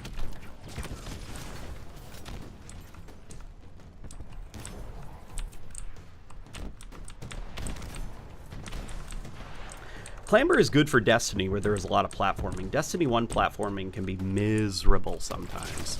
See, I feel like that's more an issue with Destiny isn't really a game with platforming, you know? Like, that's not the kind of game that Destiny maybe should have been. Like, there is, like, outside of just enhanced mobility, there is an actual, it's kind of like solving an issue when it, you know, platforming with some games. Like, third-person games, those are designed for platforming.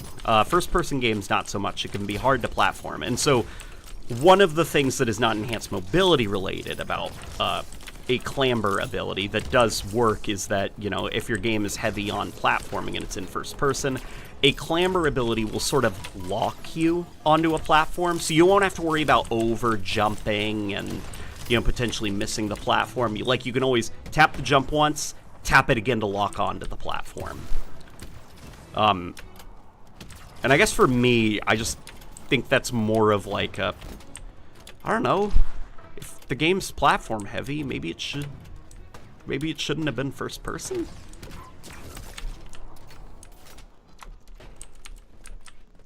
Because I didn't do a lot of raids and stuff in Destiny 1. I was not much of a raid guy. So a lot of the content that I played in Destiny 1, I never noticed that there was no clamber. It just, the play spaces were designed for no clamber, you know? But I know the raids, that's where things get a little bit finicky.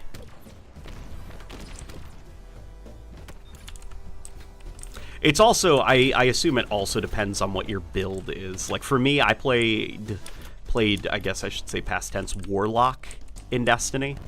And I had a lot of control over my jumps. I never felt the need for a clamber ability. So when people say that, like, oh, I can't go back to Destiny 1 without clamber, I'm like, maybe get good, man, because I can go back to it without clamber, and it's fine. The play spaces aren't designed for clamber.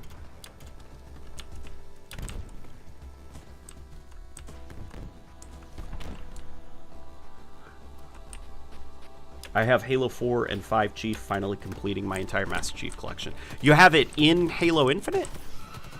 How does the helmet, the Halo 4 Master Chief helmet, look in Halo Infinite? Because that is one thing I want to see. I'm not going to be buying it, just because that price is unbelievable. And also just not a big fan of the Halo 4 Master Chief design, but, like, does it look cool, at least in Halo Infinite's engine?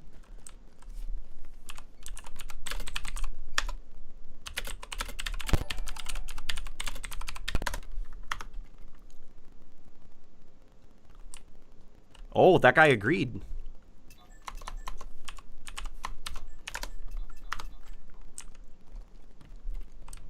LNG, have you seen the Gundam mech, the the Nightingale. It could fit into Halo, which could be a Jackal or Elite Mech. Oh, I'm going to have to take a look. The Nightingale? Okay. Keep bringing it up. When I have a down moment, I'm going to check it out.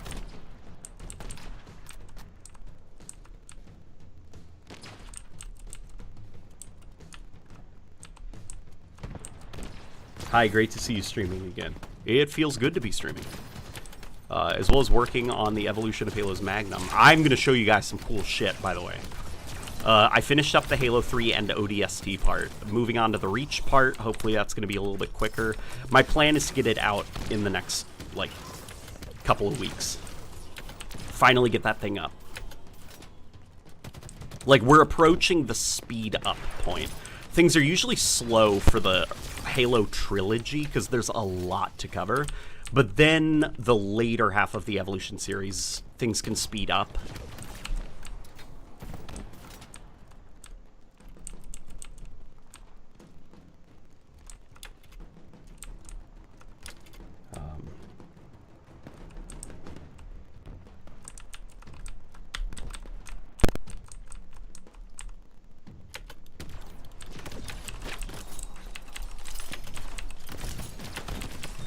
Dude, I freaking love when we have the bandana skull, because look at those points.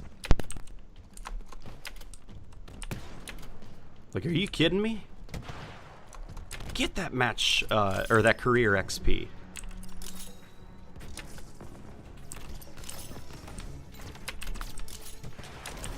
I wonder if there's some limit on how many of those little electricity grenades you can chuck out. If anybody's ever tried to just fling them and see what the hard limit is, where they just stop doing damage. The Halo 5 Magnum is borderline orgasmic. That's the first time I've ever heard somebody describe it that way. Yeah, I'm excited to talk about the Halo 5 Magnum, because looking back at the Evolution video that I did on it before, I think I got it completely wrong. I disown the evolution of Halo's Magnum because I viewed the fact that it was basically like the primary weapon of the game as like some kind of fault with it, and there's a lot of evidence to suggest that wasn't a bug, that was a feature. That the Halo 5 Magnum would be the game, or the gun of the game. During the Halo 5 beta period, the Magnum was sort of like the, it was sort of like the Sidekick. Like, you could rapid fire it, it didn't do a lot of damage, it was sort of ass. And then, you know, the Halo 5 beta happened a year before the final game came out, and since that beta, what I think it was Quindel Hoyo said in an interview that they wanted the Halo 5 Magnum to feel kind of like the Combat Evolved Magnum, as in it's the primary competitive weapon, and I can feel that. I mean, they were looking at the DMR, is my theory, which is a 5-shot kill from Reach. And they were like, let's do that. Let's not do the insane bullet magnetism. Let's make it a slow fire rate, this like hard-hitting thing. It kills in a predictable 5 shots. Something about that number is good. I bet there's like a game developer reason behind that. Like, things don't just happen on accident in game development. A lot of these things have like rules behind them. Like, they're, you know, for the aim assist and stuff, I am going to do a video on Halo's aim assist one day. And the thing about Halo's aim assist, some of what goes into it and why it feels good is rooted in brain chemistry, of all things. And it's also part of why, you know, when Halo 5 made changes to how Halo's aim assist works, it doesn't feel as good. It doesn't feel good. And that's also, there's a brain chemistry reason why Halo 5's, and by extension Halo Infinite's aim assist on controller does not feel nearly as good as the Bungie titles.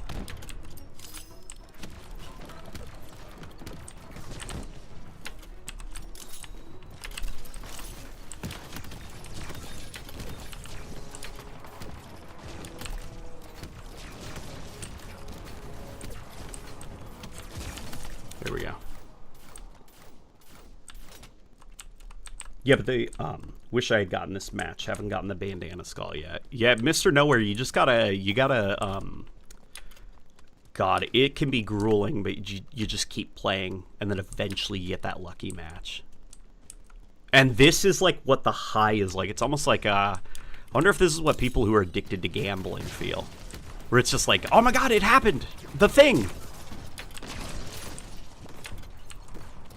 Because it does feel so satisfying loading up into a firefight match, and I see that little infinity symbol next to my ammo count, and I'm like, oh, this match? Really?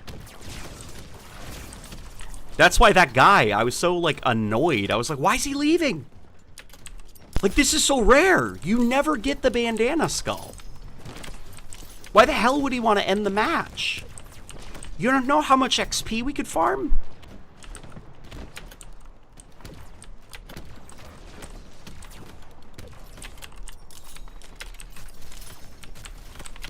In fact, I should probably ask them if they're up to farming XP. Because I don't want the next time that like evac point shows up that they immediately all run for it because they're bored and tired. Which is, you know, understandable if they are, but...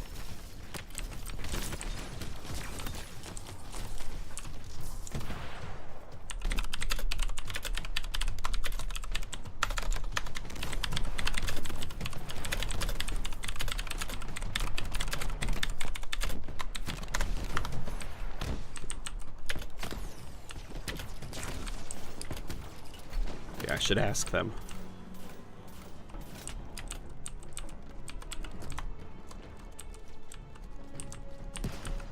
Don't get me wrong, the Sidekick is pretty easy and cool to use.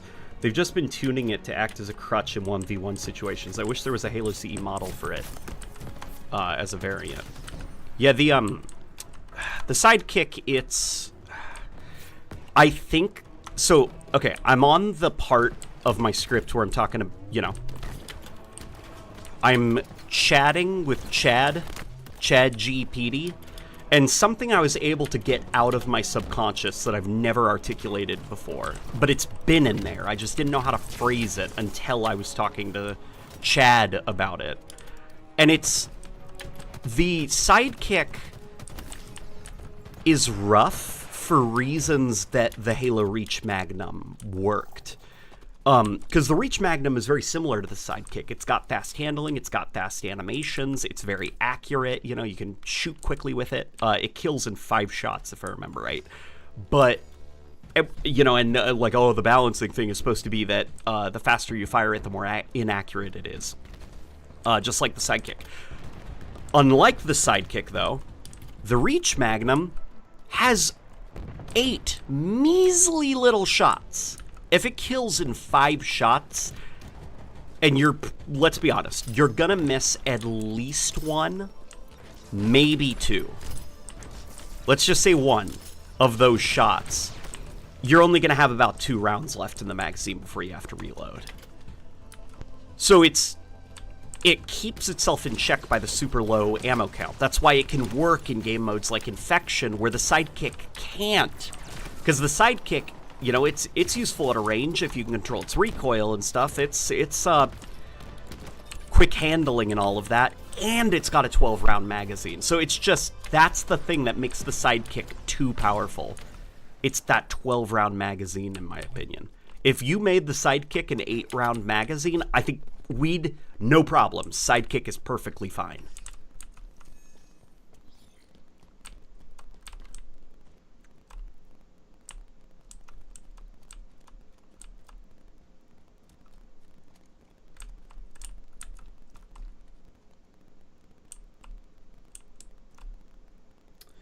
It's funny how the Sidekick went to be a pistol to the keystone weapon of Infinite over time. I don't think the Sidekick is the keystone weapon of Infinite yet. It's definitely too powerful, I would say. But I don't say it's the thing that drives combat in the game. In fact, I think that's probably Halo Infinite's maybe weakest aspect, is there still isn't like a clear primary gun for the game, as like far as precision weapons go. Like, I'd say maybe the Bandit Evo, but even then...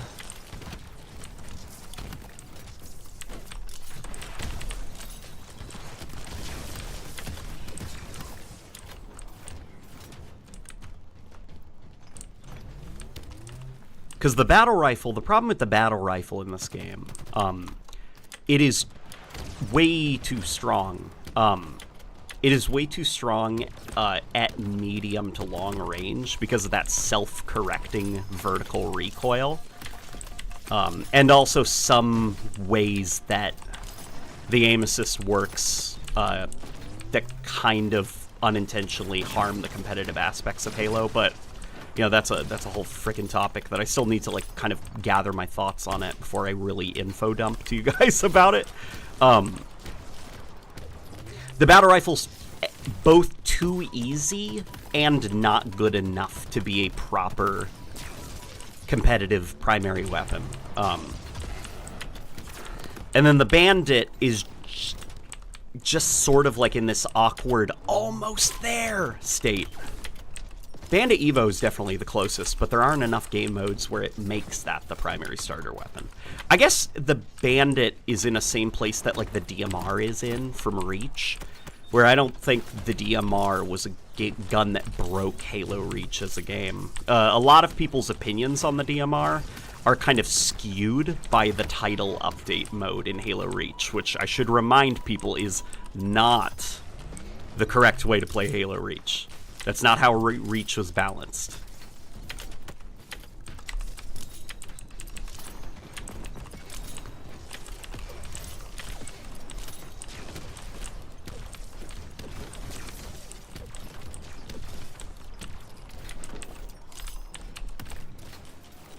Oh, guys, guess what? Okay, so next episode of Warthog Radio is going to be going up, and I did not edit it. Neither did Laper Larden. But guess who did edit it? Rebecca.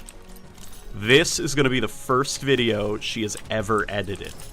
And she killed it. 2 hours of content. Her first ever editing gig. And she did it. Our plan is Rebecca and she's going to keep trying out Premiere, getting better at it, and we're gonna start piggybacking off of each other because I trust nobody in my life more than I do my wife.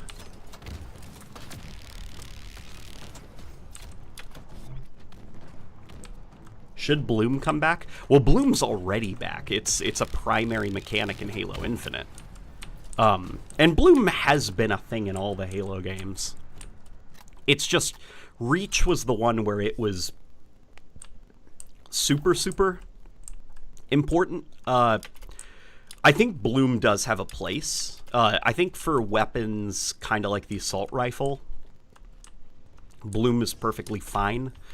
The issue with the assault rifle is when the assault rifle has a headshot multiplier, because then that Bloom is kind of BS. That like you kind of pull the slot machine lever and one of those shots will get a lucky hit on the head.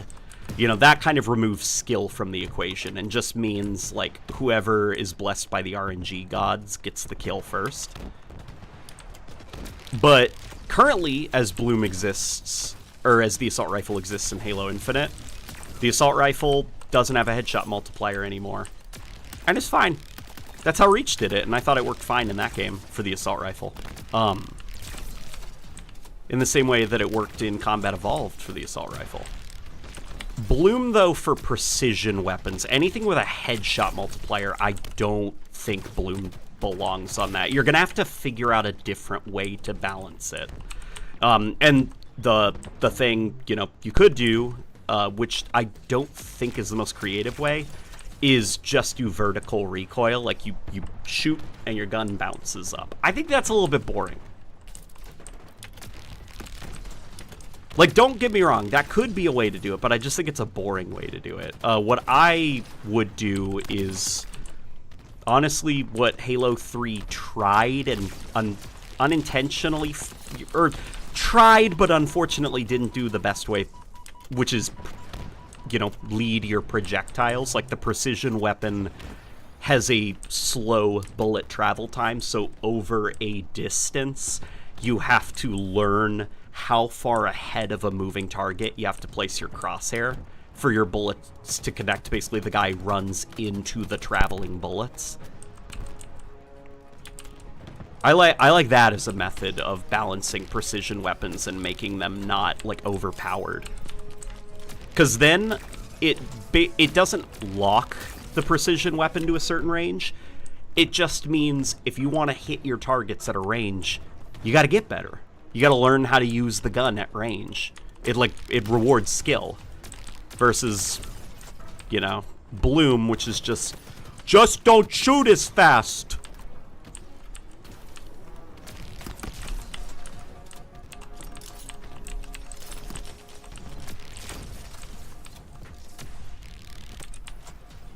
Dude, this freaking little Sentinel Beam variant is so cool.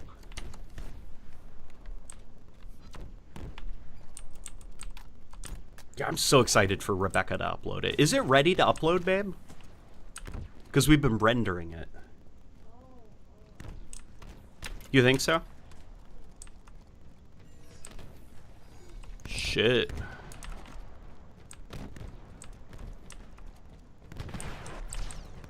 I will probably have to do that then on the stream. I mean, obviously I'm not going to show you guys the login info and stuff. I love you, but maybe we can make it go live at the end of the stream.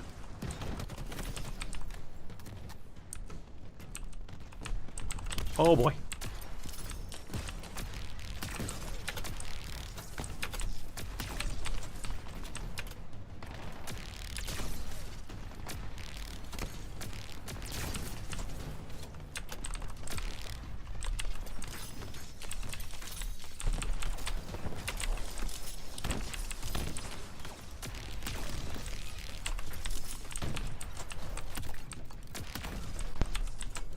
Gosh, this is awesome, dude.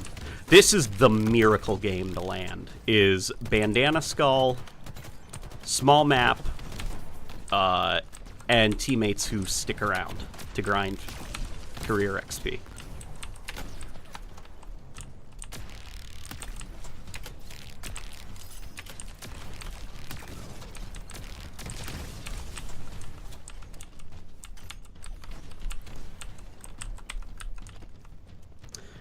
Headshot Multiplier was a terrible addition to Halo.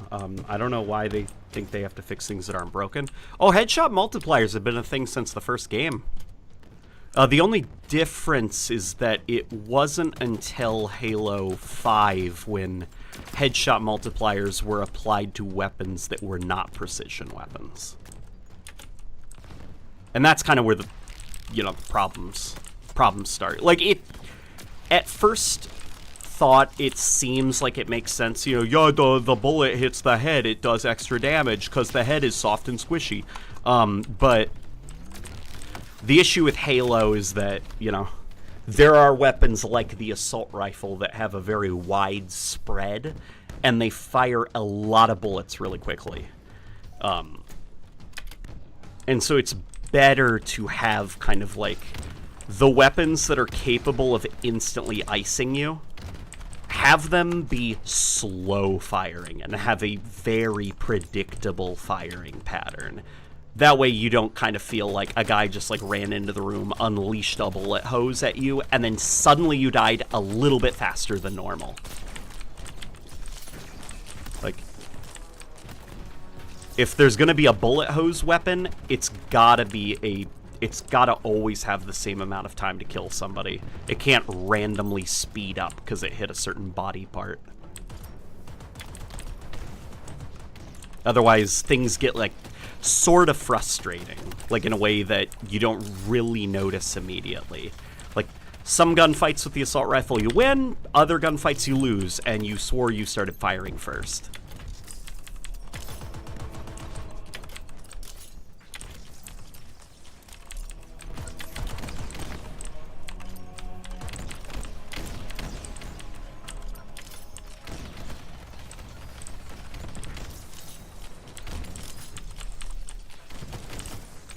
That brute. He died in a really funny way. That was fun. If anybody wants this.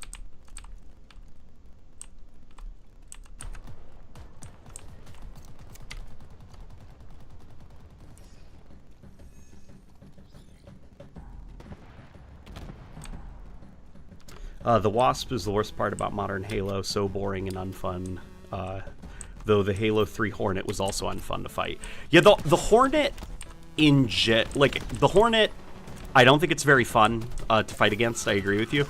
I think a key thing about the Hornet that maybe would have made it a little bit better is put it in, maybe don't put it in matchmaking. Like, obviously keep it in Forge so people can use it in customs, but just use the Banshee. Because in campaign, the Hornet's fine. In fact, I think that the Hornet was always just a campaign weapon, right? It wasn't until DLC in Halo 3 when it was in matchmaking. I could be wrong. But the Wasp is unfortunately more so a limitation of the rec system. Is this the end? No. I'm gonna say keep going.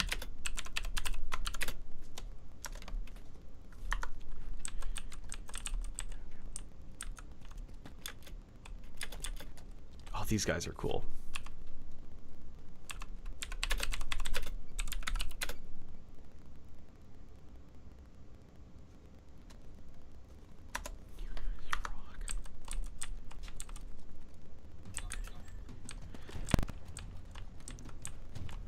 Okay, they're very nice. I like these players a lot.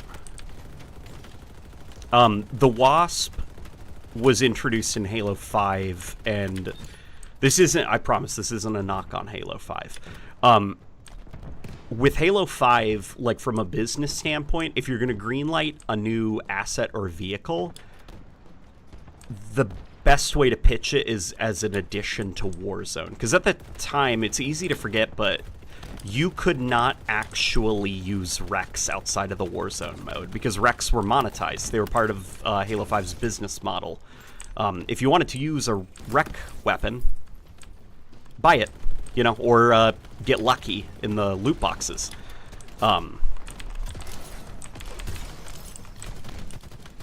And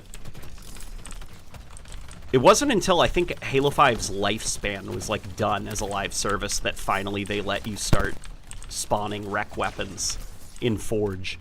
But with the Wasp, it feels sort of like, from a sandbox standpoint, it's like a lazy thing to do.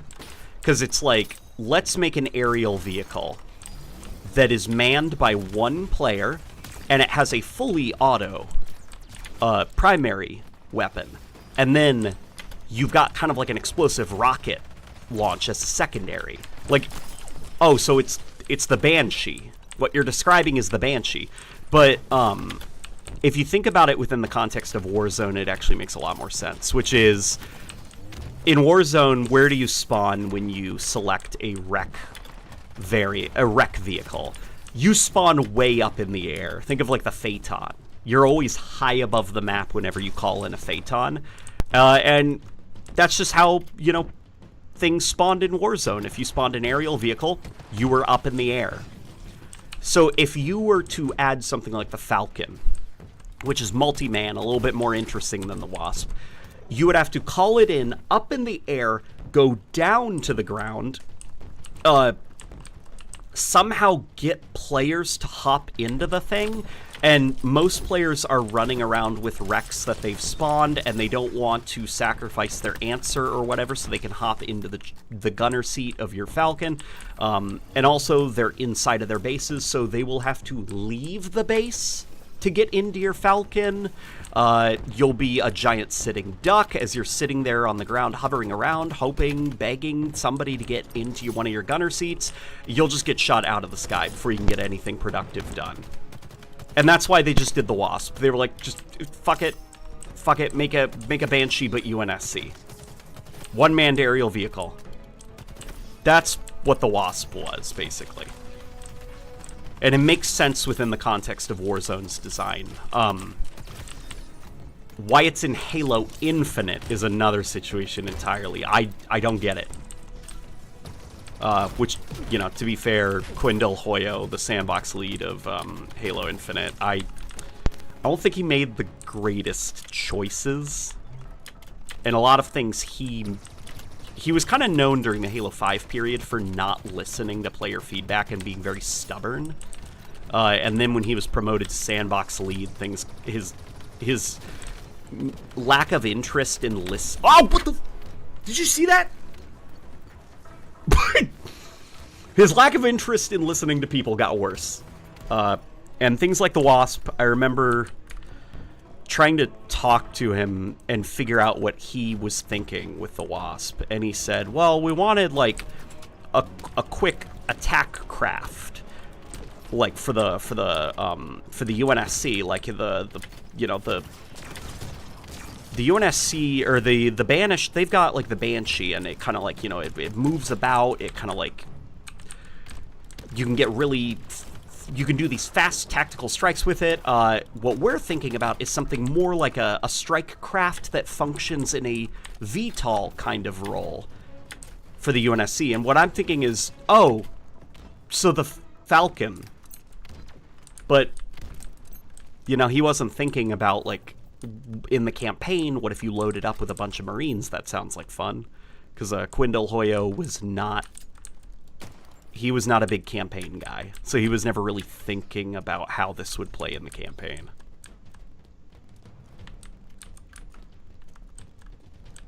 That sort of jump scared me. Yeah, that was, like, terrifying. That brute flying through the air towards me. I can only assume that he did the jump animation, but my game, the update did not come through the server.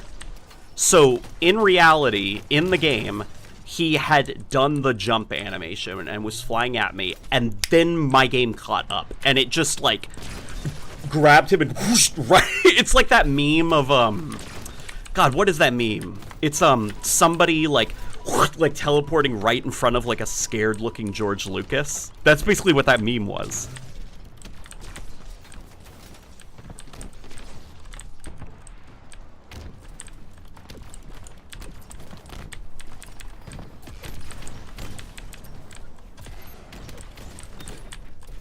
I gotta see if I can get my little, lightning grenades.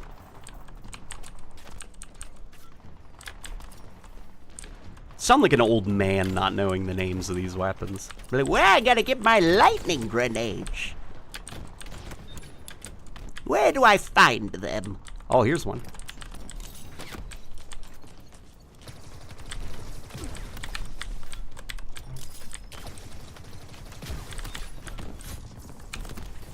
Woof. The brutes are just sort of built different. They are built different, aren't they? You want to know the weirdest brute design that I don't think I've ever noticed until now? Okay, you know the brute chieftain in the opening of Halo 4? Which you never see that model actually in game. But, like, it was pretty cool looking, like a brute that large. For the longest time, you saw, like, two, like, holes, you know, on his face, and you saw his mouth, like, the giant teeth, and then the big chieftain helmet. And I thought those two holes were nostrils.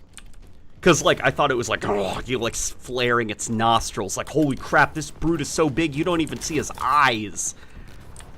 Turns out those were his eyes. That brute doesn't have a nose.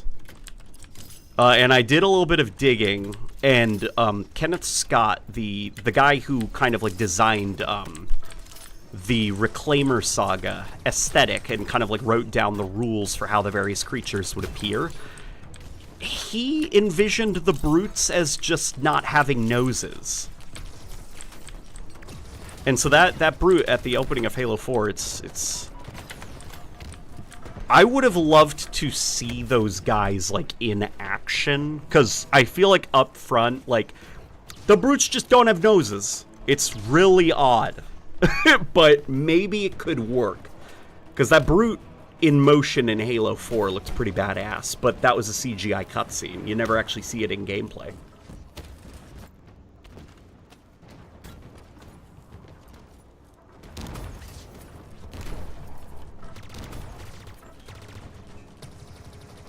No noses. No wonder they're angry. Yeah, it's... I think Kenneth... There's like... Okay. I assume that I am not this important. But I suspect that Kenneth Scott knows who I am and does not talk to me. It's on purpose. Because he's on Blue Sky and he responds to people. But when I ask him questions, nothing. I've never had him respond to something I say. And he recently brought up, like, he showed some, like, artwork he did, you know, which was, like, a brute with no nose.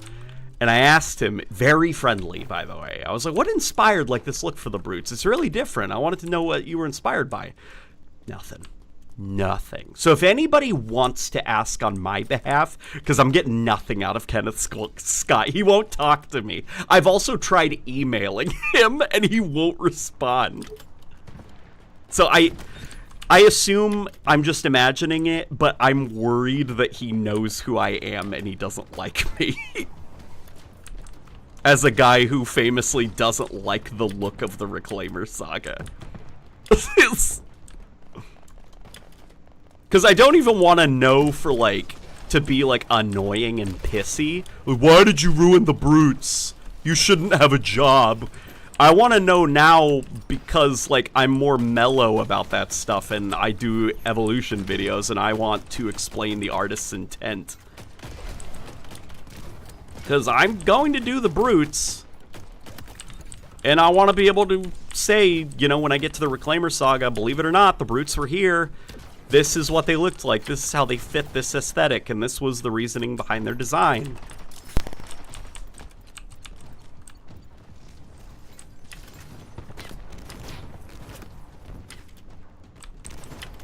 Yeah, and I'd love to know what the fuck was up with that. The brutes aren't in Halo 4. Except for that CGI cutscene. The CGI cutscene specifically. And I want to know what is up with that, because, like, for that cutscene, you know, they didn't remake any of the classic armors. They just used Halo 4 assets, even though that game was set, like, in the past, so stuff should look more like Combat Evolved. So, making a brute CGI model that you're only going to use in a cutscene, it seems like a lot of work. And I want to know what it was up with that.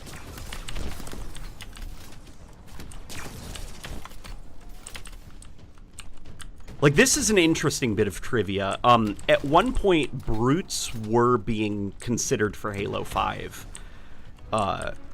Like, very, very much being considered Halo 5. Like, during pre-production, they were part of the enemy sandbox.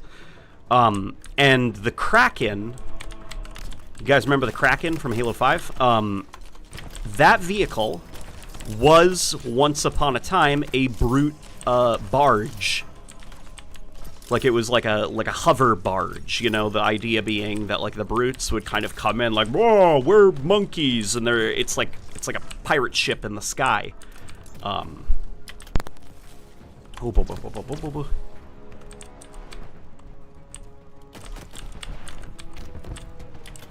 then when the brutes did not make the cut, the Kraken kind of took on a new role. It still kind of was a barge, you know, that a bunch of enemies, like, hung out on. But now it was just kind of like a giant Covenant troop and weapons platform. So that's a bit of interesting trivia for you guys.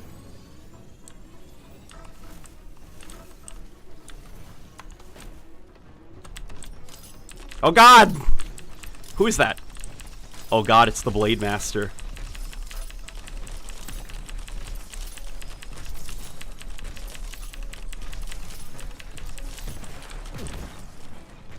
Good job.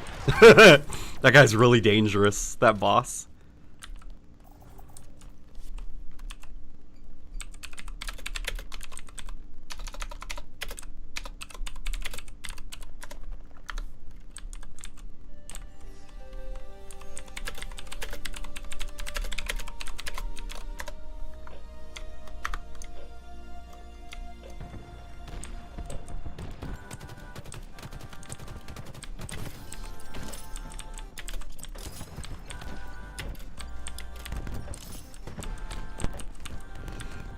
Oh, baby. This is the song that you like from Combat Evolved, Under Cover of Night, but it's an 8-bit version. No, wait, no, never mind. This is Walk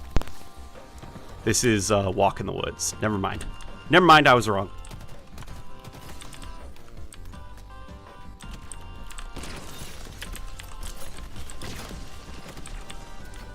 Disregard. Disregard.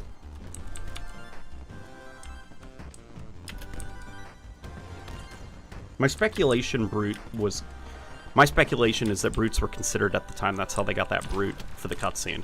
What I think maybe happened, I do think you're right.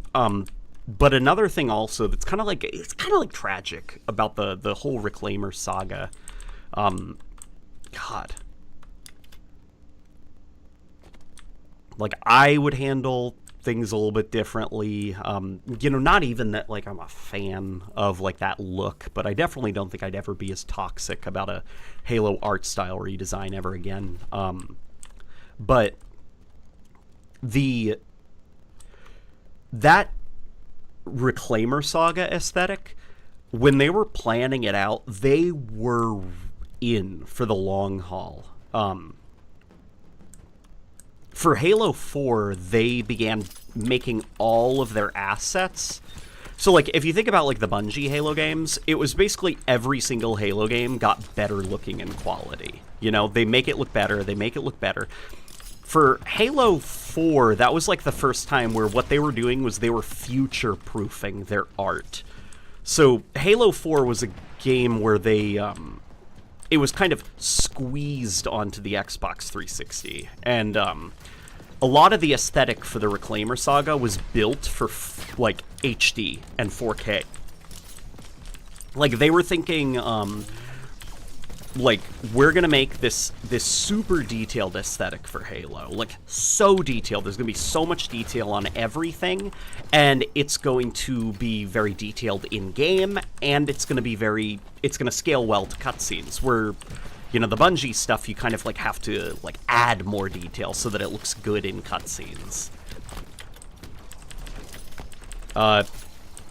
And so for, like, Halo 5, you know, a lot of those Halo 4 assets, they just needed to make, like, tweaks to them to get them looking good. You know, for the most part, though, all the designs stuck. But, you know, there were some things, like the Grunt.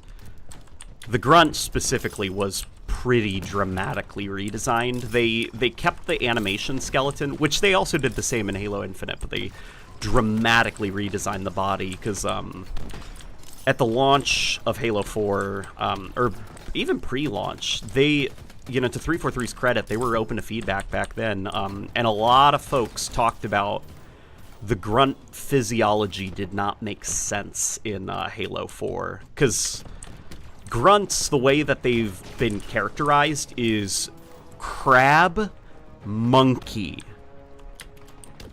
Like, that's what a Grunt is. The bodies of Grunts have exoskeletons, kind of like a crab. And they've described their skin texture is described kind of feeling like they don't have, like, you couldn't grab like a Grunt's cheeks and pinch them. You know, it's a firm exoskeleton, like a crab, and a hard shell. And for Halo 4, for some reason, what they did was they were like, what if they're lizard people? And a lot of people in the community, they were like, listen, it's a different design, but this is a different species entirely, because it's like a weird lizard thing. Like, Grunts are supposed to be crabs. And you can see, actually, in Halo 5 that they took that feedback to heart, and the proportions were kept the same. The silhouette of that Reclaimer Saga Grunt was kept the same. But it's now a crab. You know, the skin looks like a crab shell.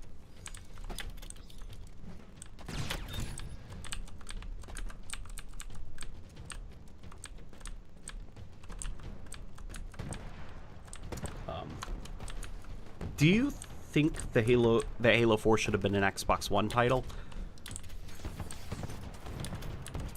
I would like to live in the universe where Halo 4 was an Xbox One title. Back back when I was like an annoying teenager who was angsty and annoying and liked to complain, I probably would have hated it because that would have given them even more time to develop a version of Halo that I didn't like. But now as like an adult who can just be like, eh, it's okay. It's fine. It's something new. I would have liked to see what Halo 4 being an Xbox One launch title would have done to the game. Like, I assume all the loadout stuff would have gone down exactly as it did, which is not well. But for campaign purposes and artistic purposes, I would have liked to see what they would have done. Because Halo 4 was also, I'd say, the last game in the Halo series where visual presentation often was more important than like visual clarity. Because with the Halo 5 beta, if you remember, it was like you had your lens flares, you had your camera smudges, you had your crazy complex lighting and character shadows and like all this stuff. And then they got all that feedback that people couldn't see during the beta. As well as, you know, a whole host of graphical downgrades, including, like, better awareness of, and these are important, just accessibility, you know, like, make sure people can play your game and they can see what they need to shoot at. And so with Halo 5, they made key choices to regress the art a little bit for the sake of, you know, you being able to see what you're supposed to shoot at. And then with Halo Infinite, they go a little bit further. They add the outlines and stuff, make things look a little bit more simple. And you can see the rest of the game industry also is very focused on that. And it's interesting, because if Halo 4 did release on the Xbox One, that is before, you know, accessibility and, like, visual clarity became such a... We probably would have gotten a Halo game that was very hard to tell what was going on, because they probably would have cranked up all their visuals to 11, like they tried to do with Halo 4 on the 360. It would have been interesting to see what, like, a balls to the wall, we are going to make a game that looks like playable CGI. Like, what that would have looked like for Halo. Because I don't think we'll ever see it now. Because just, you know, the gaming industry has matured too much. Like, that's not exactly, like, fair or competitively viable, like a game that just looks like real life. Because, hey, sometimes you can't see things in real life.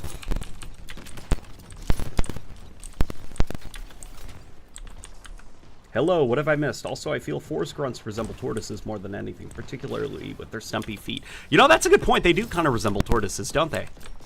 You know what? And then I'm thinking of the shell. You know what? You're right. That's probably what they did. They probably looked at like tortoises. Yeah. Yeah. With their combat harnesses kind of being the shell. Yep, I see it. Yeah, Andrew's right. I think they were probably inspired by tortoises.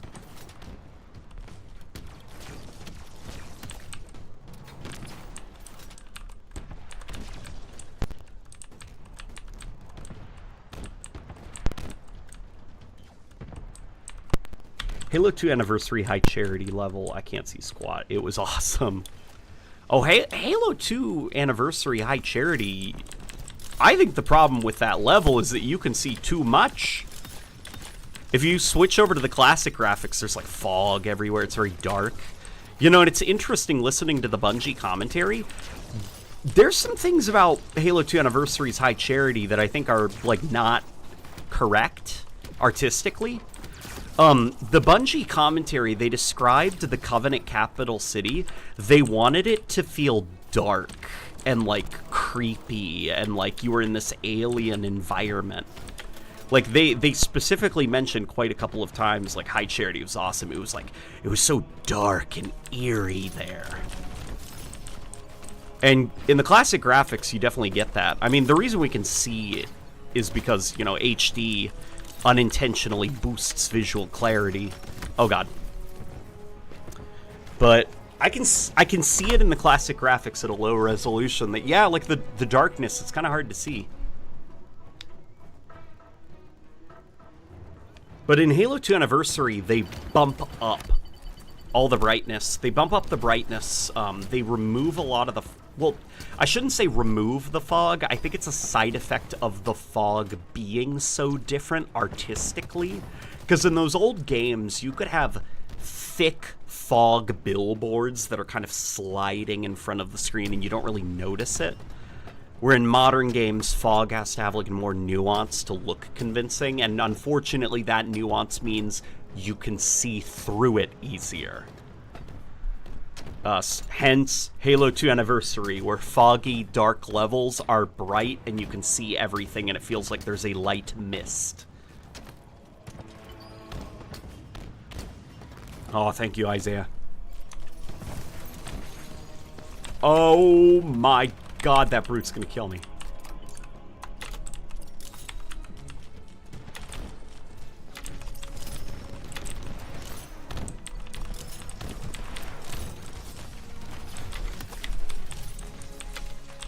I'll get you. Reg skins. Oh.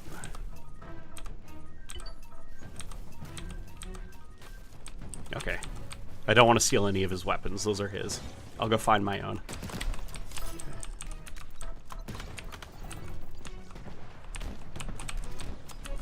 I don't think this thing's going to be doing me any good at this round. Too many skulls on. Oh, man. Okay. I don't know. Maybe. Let's see. Okay, you know what? I take it back. We can still do some damage.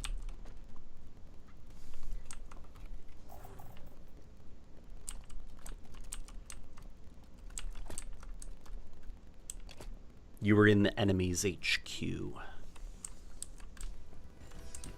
Well, you were in the enemy's HQ, but also I think something that kind of gets lost as time goes on is you were in an alien holy city. Keyword on the alien. Or keyword alien. They were extraterrestrials. They were not Earthborn. They are a different species. They are invaders from outer space. You know, we're kind of desensitized to aliens now, but once upon a time, an invasion from creatures from the stars, like UFOs and stuff. So the idea of, like, you go to their home, it's scary. What game has the best firefight? Personally, I'd say Reach. I think in terms of just what you're capable of doing, in terms of like longevity and feature set, Halo Infinite mops the floor, I think, with most of them. But that's just because, like, you can do anything with Reach's firefight. You can make levels. You can make chests. Remember that meme that Bungie did? That meme? That funny video that Bungie did to promote Halo Reach, where they said that they were going to make Halo Reach a chess game. That it was the next evolution of Halo, and it was just chess. They did that for fun. Like, you can do that now in Halo Infinite with its AI. Like, it's not a joke anymore. So that's why I'd say Halo Infinite. But I guess if we were talking about pure combat loop, like the solidity of it, how it feels if you play with default settings, I would probably say ODST still. ODST feels the most refined and, like, polished, and, like, there isn't a single thing that is out of place in ODST's firefight. Where, you know, like, with Halo Reach, like, there's some aspects of the sandbox and the combat flow that I like. I wish that the elites didn't sprint away from you. That's pretty annoying. You know, and with Halo Infinite, there are moments where it's like hunters take a little bit too long to kill. Some bosses I don't think are that fun to fight just because. But ODST is the one where I'm just like, it was perfect. It was perfect, everything, down to the last minute detail. I wouldn't change a damn thing. Only thing I'd maybe change is the naming, because, God, going back to, like, it's very weird how Bungie tried to get around just saying, like, round 1, round 2, round 3, you know, or wave 1, wave 2, wave 3.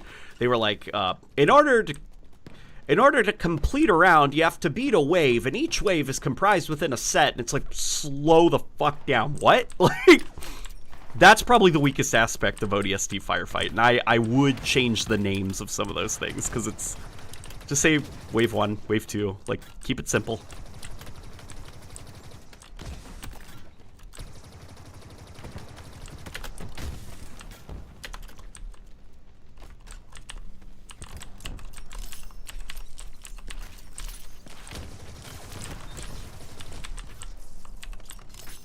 Oh boy. I can't believe how long this match has been going on. An hour, dude. An hour.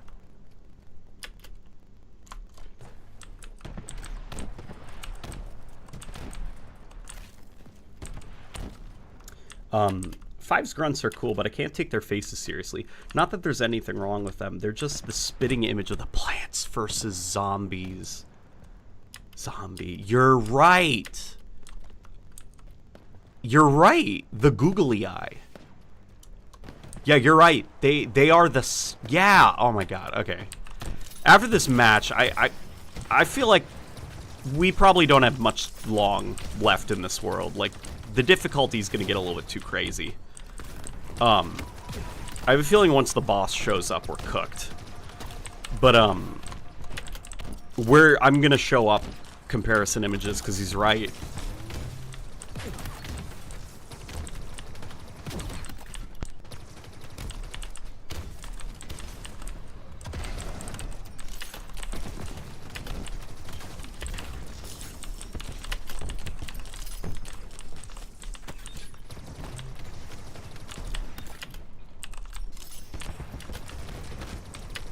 Gosh. Okay. This is tough, guys.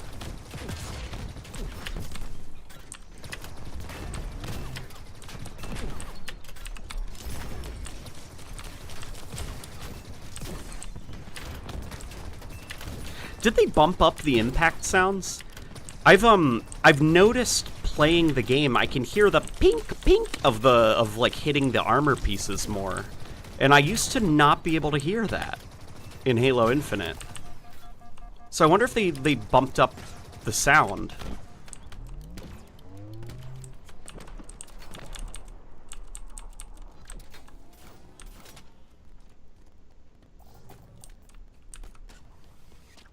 The Halo 3 engine and loop, baby. Well, I don't want to say that. Like, I don't want to be like Halo 3 good. It's more that with Halo 3 ODST specifically, Bungie had the opportunity to take the Halo 3 combat loop and sand off the parts of it that did not work so well. Like, the brutes not really having shields. That wasn't great. You know, that the brutes... You couldn't, if they're like the new stand-in for the elites and stuff, there's got to be some kind of shield system of some kind. Like in Halo Infinite, it's all right because they are alongside elites who have shields. But for ODST, you know, having a shield system worked for the brutes. ODST also. So if you think about, like this is, you know, one of the things that I guess learned about the way that ODST Firefight works. Was, I believe this is the case. For ODST's version of the Halo 3 engine, they implemented a squad system. So think of it less like the designers have to place a bunch of creatures, and it's more like they can generate a squad. So you've seen it in Halo Reach's custom games, you know, like Jackal Squad with Brute, you know, or something like that. That's basically what they designed for Halo 3 ODST under the hood. And so it meant that, like, ODST was able to, on the fly, generate interesting combat encounters from a preset list of interesting enemy combinations. It was like less work for the designers, and it was able to do it quicker and, you know, in more refined ways. Because there's definitely like parts of the Halo 3 campaign where it's just like, was this like the most interesting group of enemies you guys could have done? Probably not. And I bet if they were working off of basically a tile set of enemy patrols, they probably could have just like yanked one of those and put it in there because they knew it worked.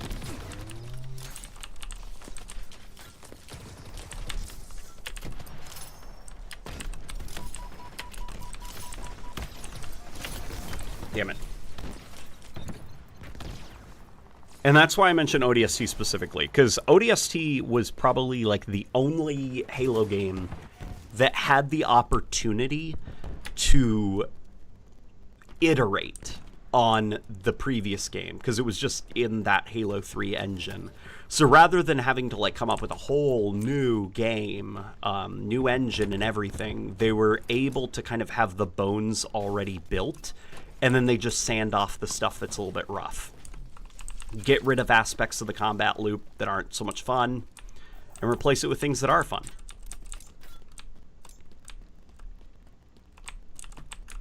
And thus you get ODST Firefight, which I think is really, really, really good. Dude, this is creepy. There's no like fun music. It's just playing like creepy ambience now. Is that what happens when you get to this wave?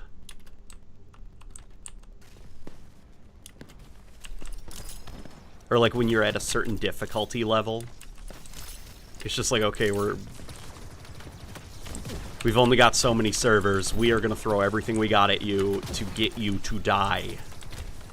So you can piss off and go join another server and play a different game. Because we got to use this one for other people.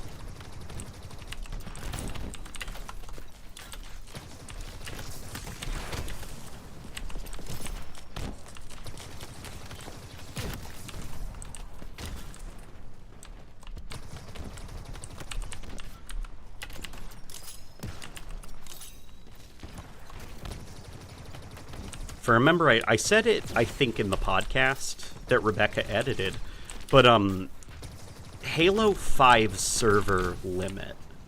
Like, if you were to hop into a custom game, which ran on dedicated servers, I think it was the max length of time that a custom game could be open was like 5 hours. And then just you'd be booted out. You'd lose connection to the server. It would cut you out.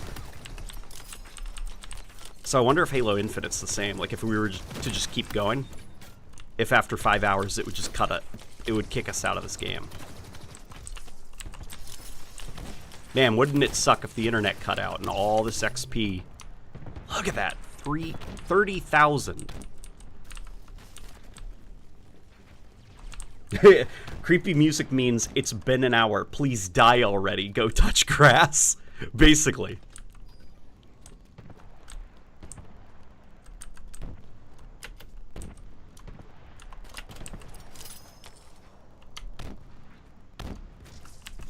You know, we're hitting this, like, weird... There was this period where it was getting difficult, like, really hard. Now we've hit a skill ceiling where it's, like, flattening. I feel like the only way that they're going to be able to really, really kill us is if the room got flooded with cloaked sword elites. And brute berserkers. Just flood us with melee enemies. And I think that would be able to kill us all. No need to search. Already Discord DM'd you images. Here, things have slowed down just a smidge.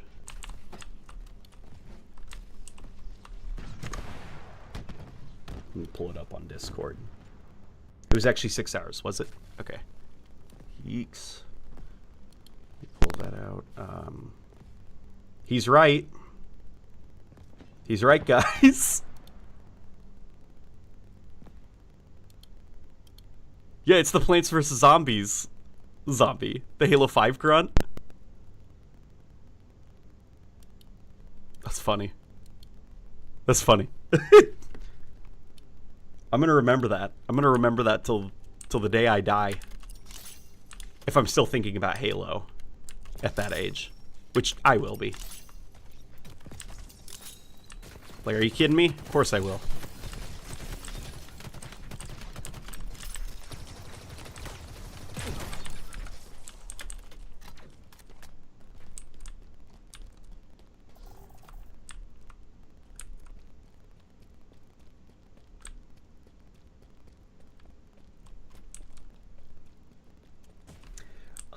I find it strange that they didn't copy the Nornfang model from Halo 5. They made a whole new model for Nornfang skin in Infinite, and I swear it looks smaller. Yeah, it looks... It is not a 1-to-1, I don't think. I'll have to take a look. I could probably tell you exactly what they've done.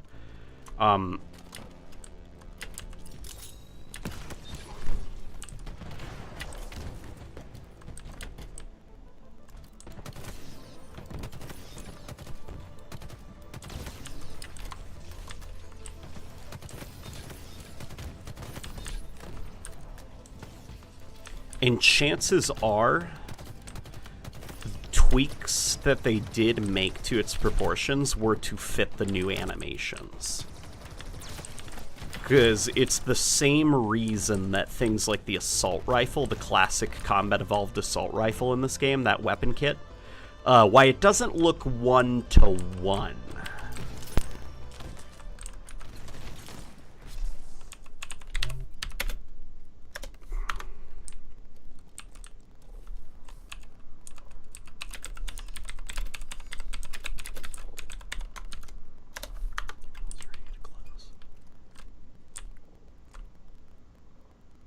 Here, I'm going to wait for one of them to type.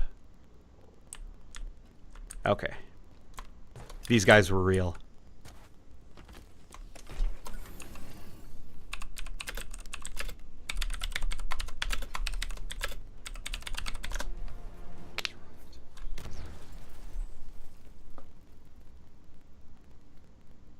I find it strange that they didn't cut. Yeah, okay, Nornfang model. Okay, let's do some fun things right now. Because it is 11:20 where I am. Okay, watch this. Watch this. Are you guys ready for this? Probably wasn't worth it for an hour. I probably could have gotten more XP by just doing King of the Hill Firefight, but I had fun. Look at this. Boom! That's a lot of XP. That was very satisfying. I'm almost fucking done with Staff Sergeant rank. So happy. 530 kills, dude. 530 kills. Here, I'm screenshotting. What? Wait, why do I need to screenshot? This is a stream. Oof, excuse me. I looked away. Did you quit or did Firefight just end? We quit. We ended the game. Okay. Here we go. So I am done with this. Let me show you guys some of the fun. Oh yeah, if you want to see my quick access. Magnum ready, Magnum ready 2, Magnum ready hero, Magnum ready hero 2. It's just like sound file, sound file, sound file. And if you want to hear what it is,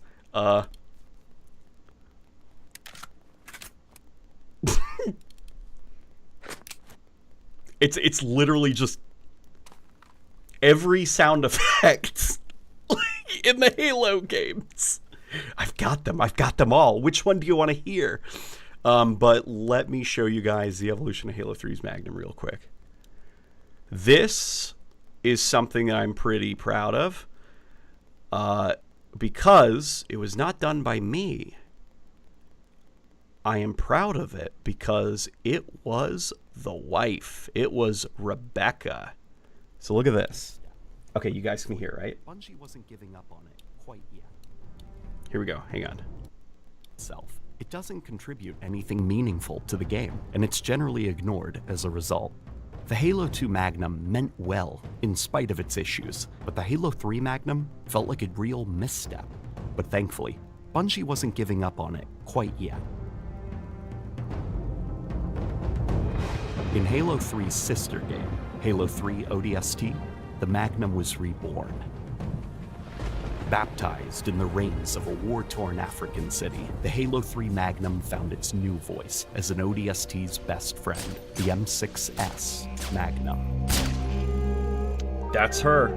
That model right there, that's Rebecca. The M6S was still based on the Halo 3 Magnum model, but with some key differences. Gone was the scope shroud, replaced with a silencer attachment that gave it a sleek, tactical silhouette. A small targeting. So she is learning Blender, and she got that ODST Magnum into Blender, set it up with the lights and everything, the orbiting camera and stuff. And so now let's go back. What I essentially did was go into theater mode. Rebecca is doing them for me. She set this thing up. And it looks great. It looks better because she can control the lighting and everything.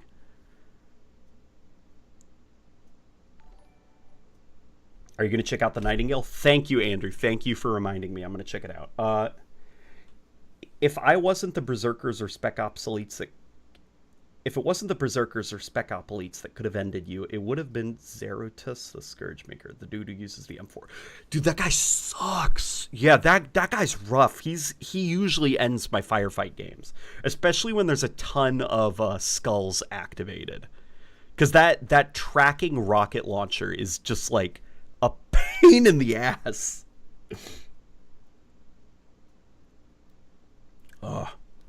Yeah, but that this hero shot, what's so freaking awesome is this hero shot, like the fact that it's like it's probably, I think, the coolest transition for any of the pistols so far in this evolution of the Magnums video.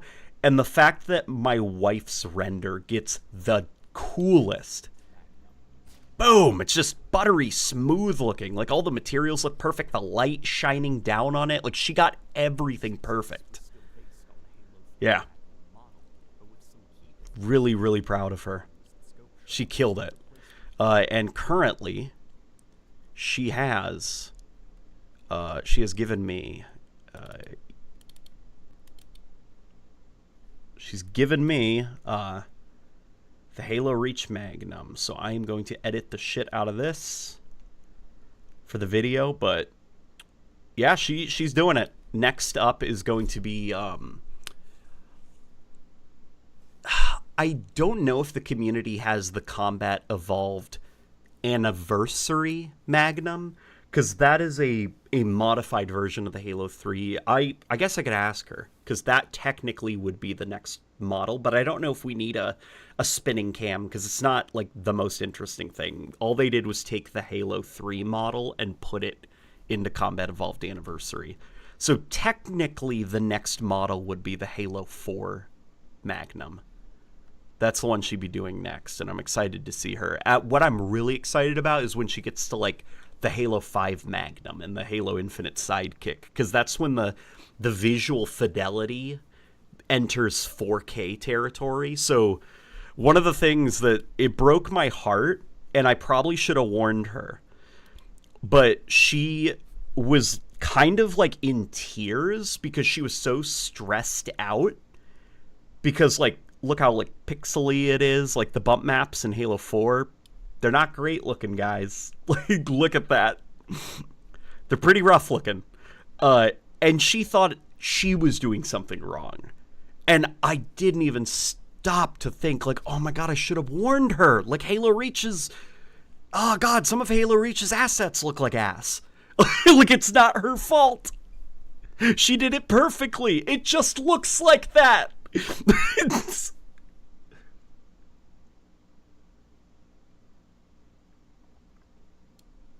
Oh my god.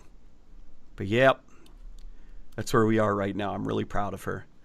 Let's check out this this Gundam, the Nightingale, right?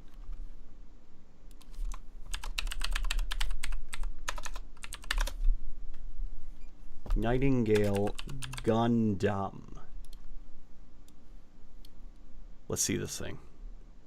You were thinking this thing looks like it belongs in a Halo game. You know, it does.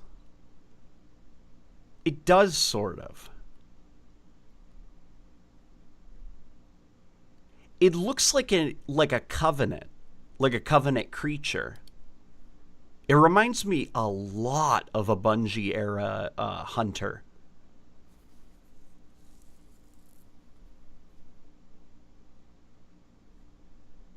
Yeah, that's cool, dude. God, Gundam is so freaking cool.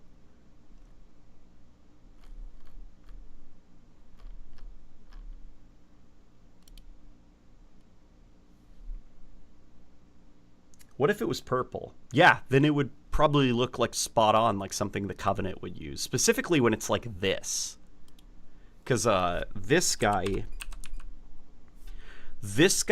is what Shikai Wang back in the 90s, late 90s, 99, I think, 2000. I can't remember if it was 99 or 2000.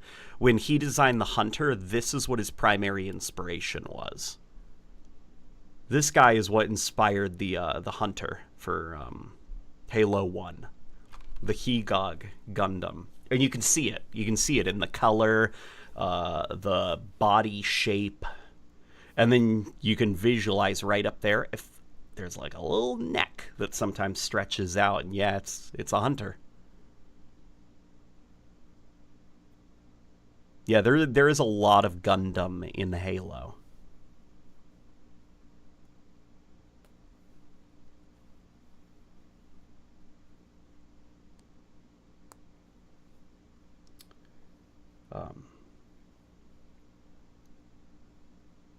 How much more parts of the video do you have to complete? Okay, so I'll show you.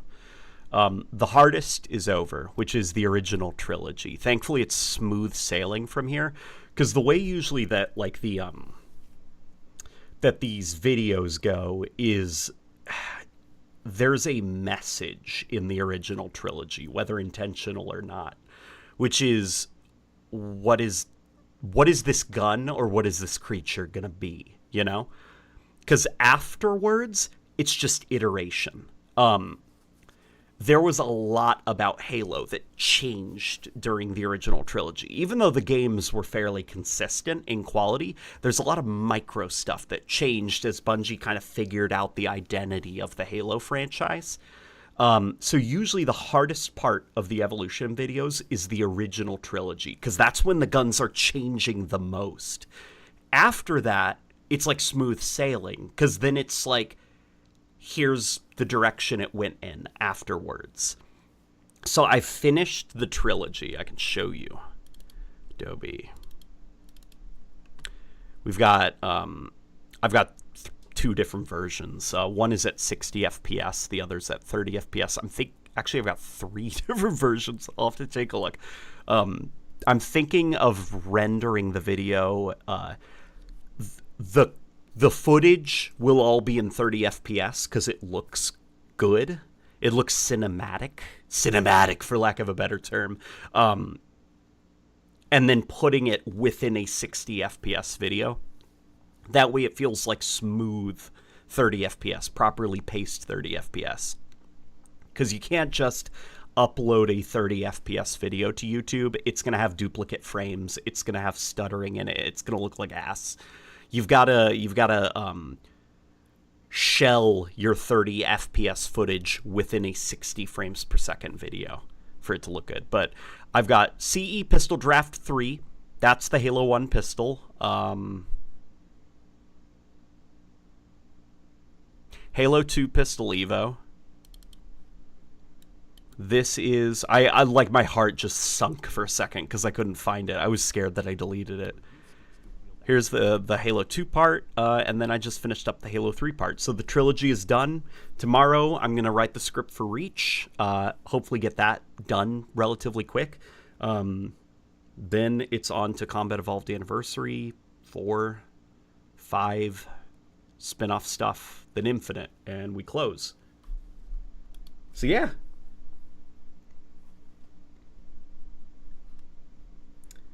Here, let me check out Discord really quick, man. The this Gundam sniper gives you Halo vibes. It does. Yeah, it does give Halo vibes. Specifically, like Halo Wars or Halo 1. Like, I'm picturing a combat evolved Marine holding this. I think it's just because of, like, how blocky it looks. But, like, Johnson in the Halo 1 engine, I could see holding that. Yeah. Alright, fellas. I am going to hop off so I can get in the shower and then chill with the wife. Thank you guys for joining.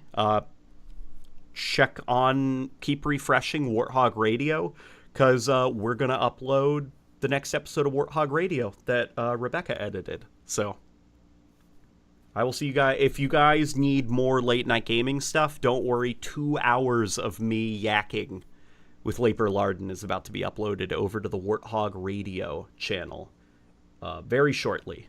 So I shall see you guys later.